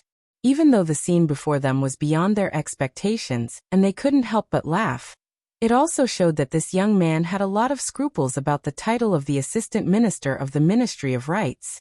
After all, Wei Junliang was the son of the Assistant Minister of the Ministry of Rights.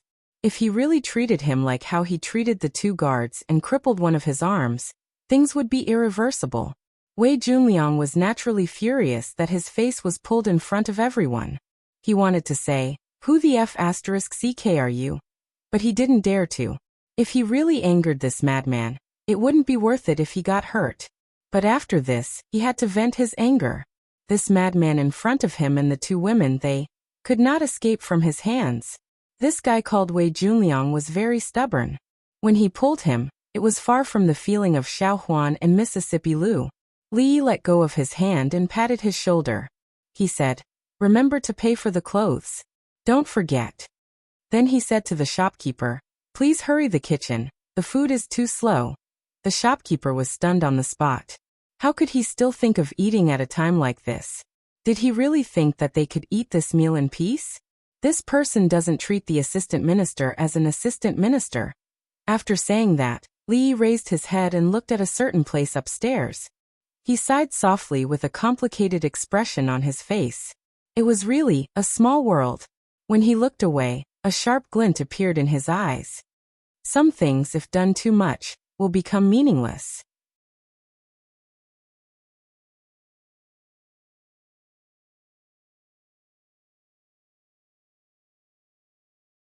Chapter 741. Li Yi had not been idle at home for the past few days after his return. He cared very little about the matters of the court, such as the newly appointed assistant minister of the Ministry of Rights or the changes in other positions in the court. Compared to other matters, they seemed somewhat insignificant. The old emperor's health was deteriorating day by day, and the morning court had been stagnant for a long time. Other than a few major matters, most of the matters in the court were decided by the Minister of State, with the left and right prime ministers as the leaders. This system had been in place since the previous dynasty.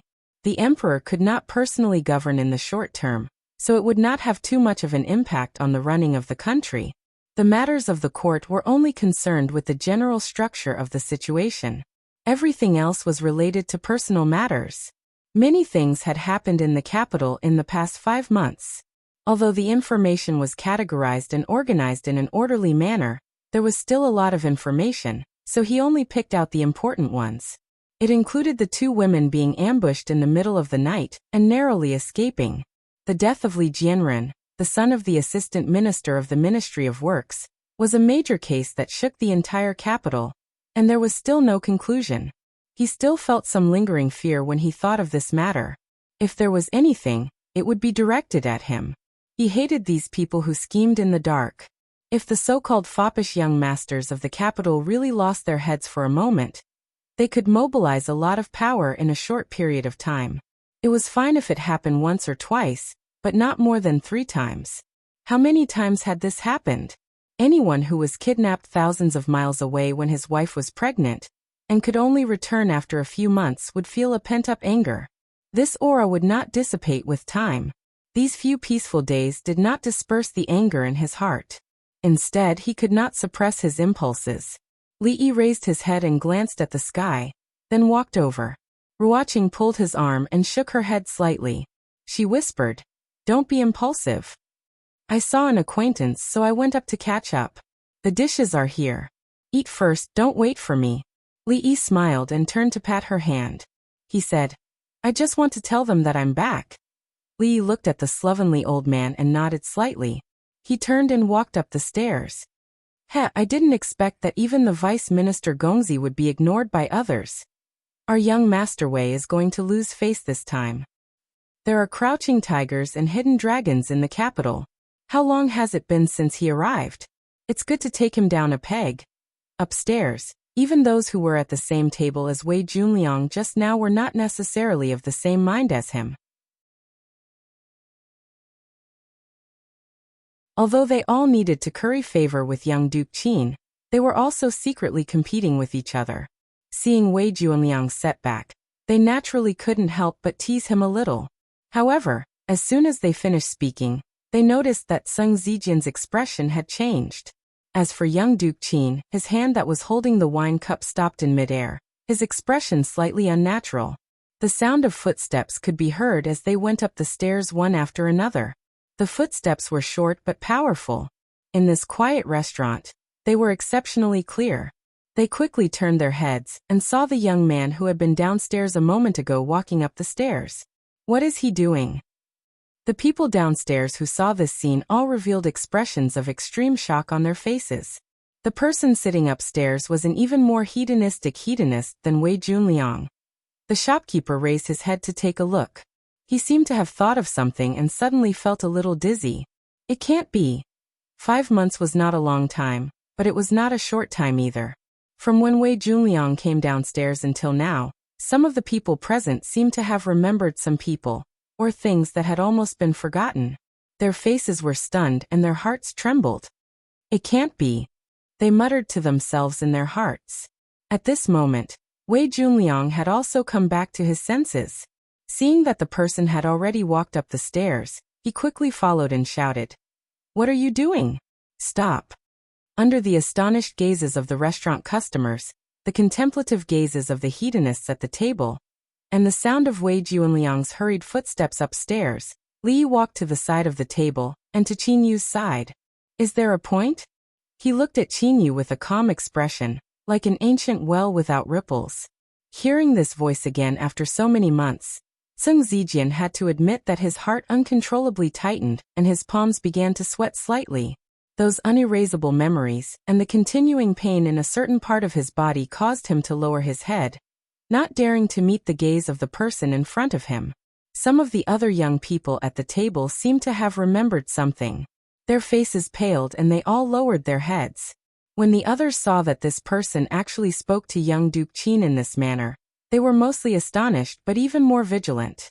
They were not fools and naturally understood that at this time, it was not the time for them to interrupt. "What do you mean?" Qin Yu raised his wine cup, his expression indifferent as he gently took a sip. "I said." Li Yi's voice paused. "Is there a point?" When he said the last sentence, his voice was slightly raised. Slap. The slap was loud and clear, followed by the sound of porcelain breaking. The people at the table saw the young man slap young Duke Qin's face. The wine cup in young Duke Qin's hand flew out of his hand, and a swollen handprint quickly appeared on his face. It was hard to describe what they were feeling at this moment. Madman, he really is a madman. Does he even know what he's doing? The moment the slap sounded, Sung Zijian's body trembled slightly. How many times? How many times? The King of Shu, Royal Prince Duanyang, young Duke Qin, if he was not wrong, this should be the third slap he had given to Qin Yu's face. Wei Junliang had already run up the stairs, wanting to go over and stop that madman. Then his footsteps stopped. To be exact, one of his feet had already been raised, but he did not know how to take a step forward. He maintained this posture with his mouth wide open and his expression dull. He was not the only one who was stunned. The customers on the second and first floor, as well as the restaurant manager, were also stunned. Everyone thought that when this young man faced the assistant minister of the Ministry of Rights, He chose to compromise and did not dare to do anything too extreme to Wei Junliang. However, now that he had slapped young Duke Qin's face, was he telling them that the son of a mere assistant minister of the Ministry of Rights was not qualified enough? The slovenly elder ate a broad bean and looked up in astonishment. He had to admit that this was the first time he saw this side of this boy. Wan Ruoqing and Zheng Zimo's expressions changed at the same time. They stood up and quickly walked upstairs. One side of Qin Yu's face was already swollen and looked somewhat comical. He stood up and met Li Yi's gaze.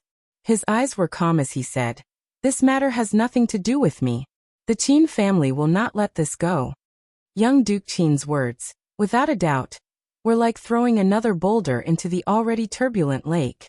This time it set off a raging wave. What did he mean by "this matter has nothing to do with me"?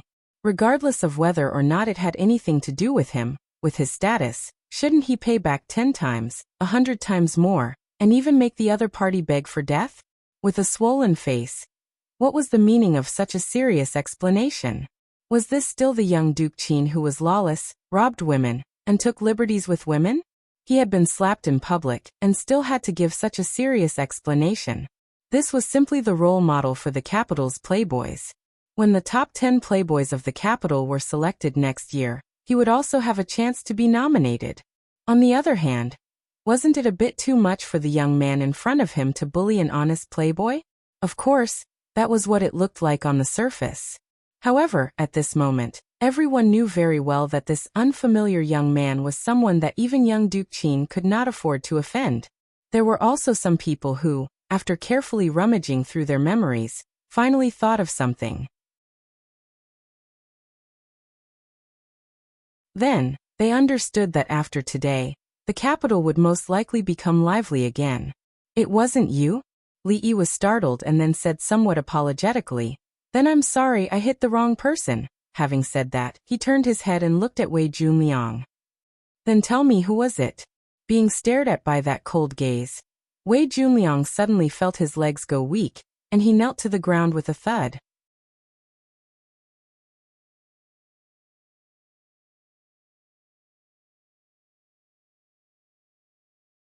Chapter 742. Arrogant. He was simply too arrogant. Among the younger generation of the capital, there wasn't a third person who dared to slap Duke Qin in front of everyone. The reason why it was the third was because there was one person who wasn't in the capital. However, there was only one person who could say, "Sorry, I got the wrong number," in such a nonchalant manner after the slap, and let the matter pass so easily. If Wei Junliang still didn't know that this unfamiliar young man in front of him was someone he couldn't afford to offend, including Duke Qin, then he would have lived the first half of his life in vain. However, while he understood, there were others who didn't. Arrogant, too arrogant. A 14 or 15-year-old youth slammed the table and stood up. He ordered the group of guards behind him. "What are you waiting for? Hurry up and bring him to the authorities." Immediately, 2 guards walked over from behind and looked around. When they saw that the guards of the other young masters hadn't made a move, they couldn't help but freeze on the spot and didn't dare to step forward. Wei Junliang's 2 guards were still lying on the floor. They didn't think they were stronger than those 2. If they insisted on putting on a strong front, they might end up like them. "Wang Yu," someone beside him reminded him in a low voice. Just by looking at Duke Qin's reaction, they knew that today's matter was beyond their control. How could an unrelated person from a branch of the Wang family act like a big shot at this time? "Wang Yu?" Li Yi raised his brows and asked, "Which Wang family?" The youth had a smug look on his face as he said loudly, "Luochuan Wang family. Do you dare to offend the Luochuan Wang family?" The Qin family only relied on Prime Minister Qin. Without Prime Minister Qin, the Luochuan Wang family, which had a deep foundation, would far surpass the Qin family in terms of family wealth and influence. As a super family that could stand up to the Cui family, there weren't many in the entire Jing kingdom. Of course, Wang Yu was only a junior from the branch of the Luochuan Wang family. His status in the Wang family couldn't be compared to the direct descendants like Wang Yong and Wang Dan. However, this didn't stop him from using the Wang family's name to scare outsiders. Even in the capital city where heroes gathered, the words Wang clan of Luochuan could indeed shock a large group of people. Wang clan? Li glanced at him and said, "Go ask Wang Yong and see if he dares to speak like this." "You." Wang Yu's face turned red. As a young man, he was unwilling to admit defeat. He pointed at Li Yi and shouted, "You'd better remember what you just said." For the time being, the group of playboys who didn't know the background of the person in front of them were all startled when they heard this. From his words, it seems that he doesn't even care about the Luochuan Wang clan. Qin Yu glanced at him, turned around, and walked outside without a word. At this moment, countless people widened their eyes. Leaving just like that? Did the dignified young Duke Qin suffer that slap just now for nothing? Li stretched out a hand and blocked Qin Yu's path. The corner of Qin Yu's mouth twitched. He gritted his teeth and said, "Don't go too far. You think it's not you just because you say it's not you?" Li glanced at him. "If the Qin clan wants an explanation, tell them to come find me in person." Since he couldn't settle down anymore, he might as well tell some people directly that he was back. Although he had left the capital for a long time, he wouldn't be bullied by the son of a mere assistant minister of the Ministry of Rights. Zheng Zimo and Wan Ruoqing came up from downstairs. Zheng Zimo tugged on his sleeve. Li Yi turned around with a smile and said, "It's fine now. Let's go down and eat." Zheng Zijian's expression changed. He finally gritted his teeth and walked out of the crowd. He said in a low voice, "Zimo, slap." Zheng Zijian's eyes widened. He covered one side of his face and looked at Li Yi in disbelief. Li looked at him and said coldly, "You think you can call me Zimo?" Zheng Zimo tugged on his sleeve again and said in a low voice, "He's the son of Assistant Minister Zheng." So what if he was the son of Assistant Minister Zheng? Could the son of Assistant Minister Zheng do whatever he wanted? The son of Assistant Minister Zheng. The son of Assistant Minister Zheng should be Zheng Zimo's cousin. They didn't know each other. Li Yi waved his hand apologetically and said, "Sorry, I hit the wrong person again." Countless people present were petrified upon hearing this. Now the price for beating up these playboys in the capital was so low. Was that all they needed to say was an apology? A flurry of footsteps came from downstairs. The officials were always one step late. Earlier, when the situation was getting out of control, the owner of the restaurant had already sent a waiter to report to the authorities. He couldn't afford to offend anyone here. Although he couldn't afford to offend the magistrate of the capital, he didn't know the magistrate of the capital, so he'd better leave this headache to him. In fact, when County Magistrate Liu heard the news, he had already cursed all the female relatives of these playboys. Damn it, had it been easy for him these days? He was classified as County Marquis Li's faction, and was ostracized by the King of Shu's faction everywhere. Without County Marquis Li, he didn't even have anyone to talk to. He had to deal with chores all day long. These bastards always caused trouble. If he didn't handle it well, he would be caught again.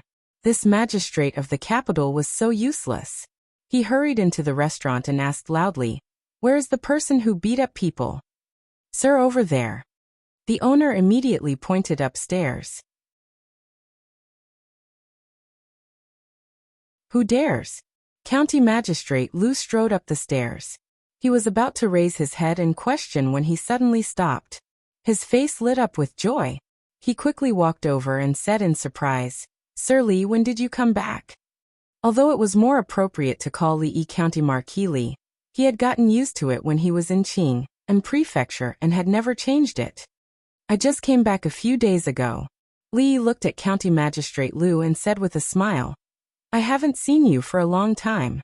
County Magistrate Liu, you're still as elegant as ever." Seeing that the capital official who had hurried over was actually talking about the old days with that young man, countless people at the scene were immediately dumbfounded. Zheng Zijian was slapped, but at this moment, there was no hatred in his heart, only fear.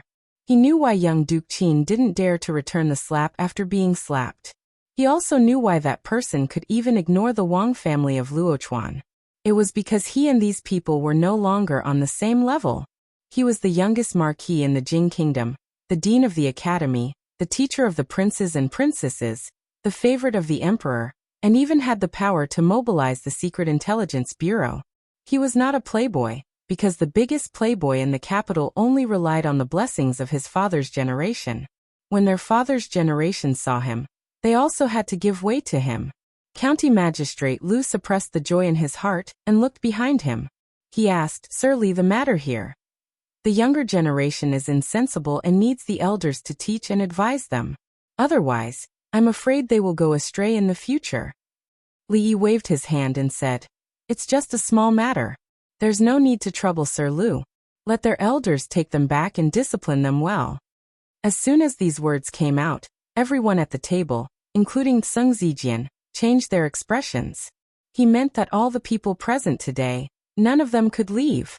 If their elders came here to take them back, they would probably be turned upside down after they went back. At this moment, County Magistrate Lu had already understood some meaning from Li Yi's words. He was secretly delighted. This time County Marquis Li was really angry. It was a good opportunity for him to frighten those who secretly played tricks. County Magistrate Lu waved his hand, and the yamen runners and constables behind him had surrounded the stairs. He smiled and stretched out his hand, saying, "Sir Li, please." Li Yi looked back at the two women and said, "Don't stand here. Let's go down and eat." Under the gaze of all the people in the building, they went down the stairs. When passing by the shopkeeper, Li Yi looked at him discontentedly and asked with a frown, "What's the matter? It's been so long, but not a single dish has been served." The shopkeeper shuddered all over and immediately said, "I'll go and urge them right away. Right away." After saying that, he ran to the kitchen. He had already made up his mind that if the chef couldn't cook those dishes in 15 minutes, he didn't need to come here tomorrow. You're tuning in to the Echoes of the Heart YouTube channel. Don't forget to subscribe and join us on this journey to catch the most captivating stories.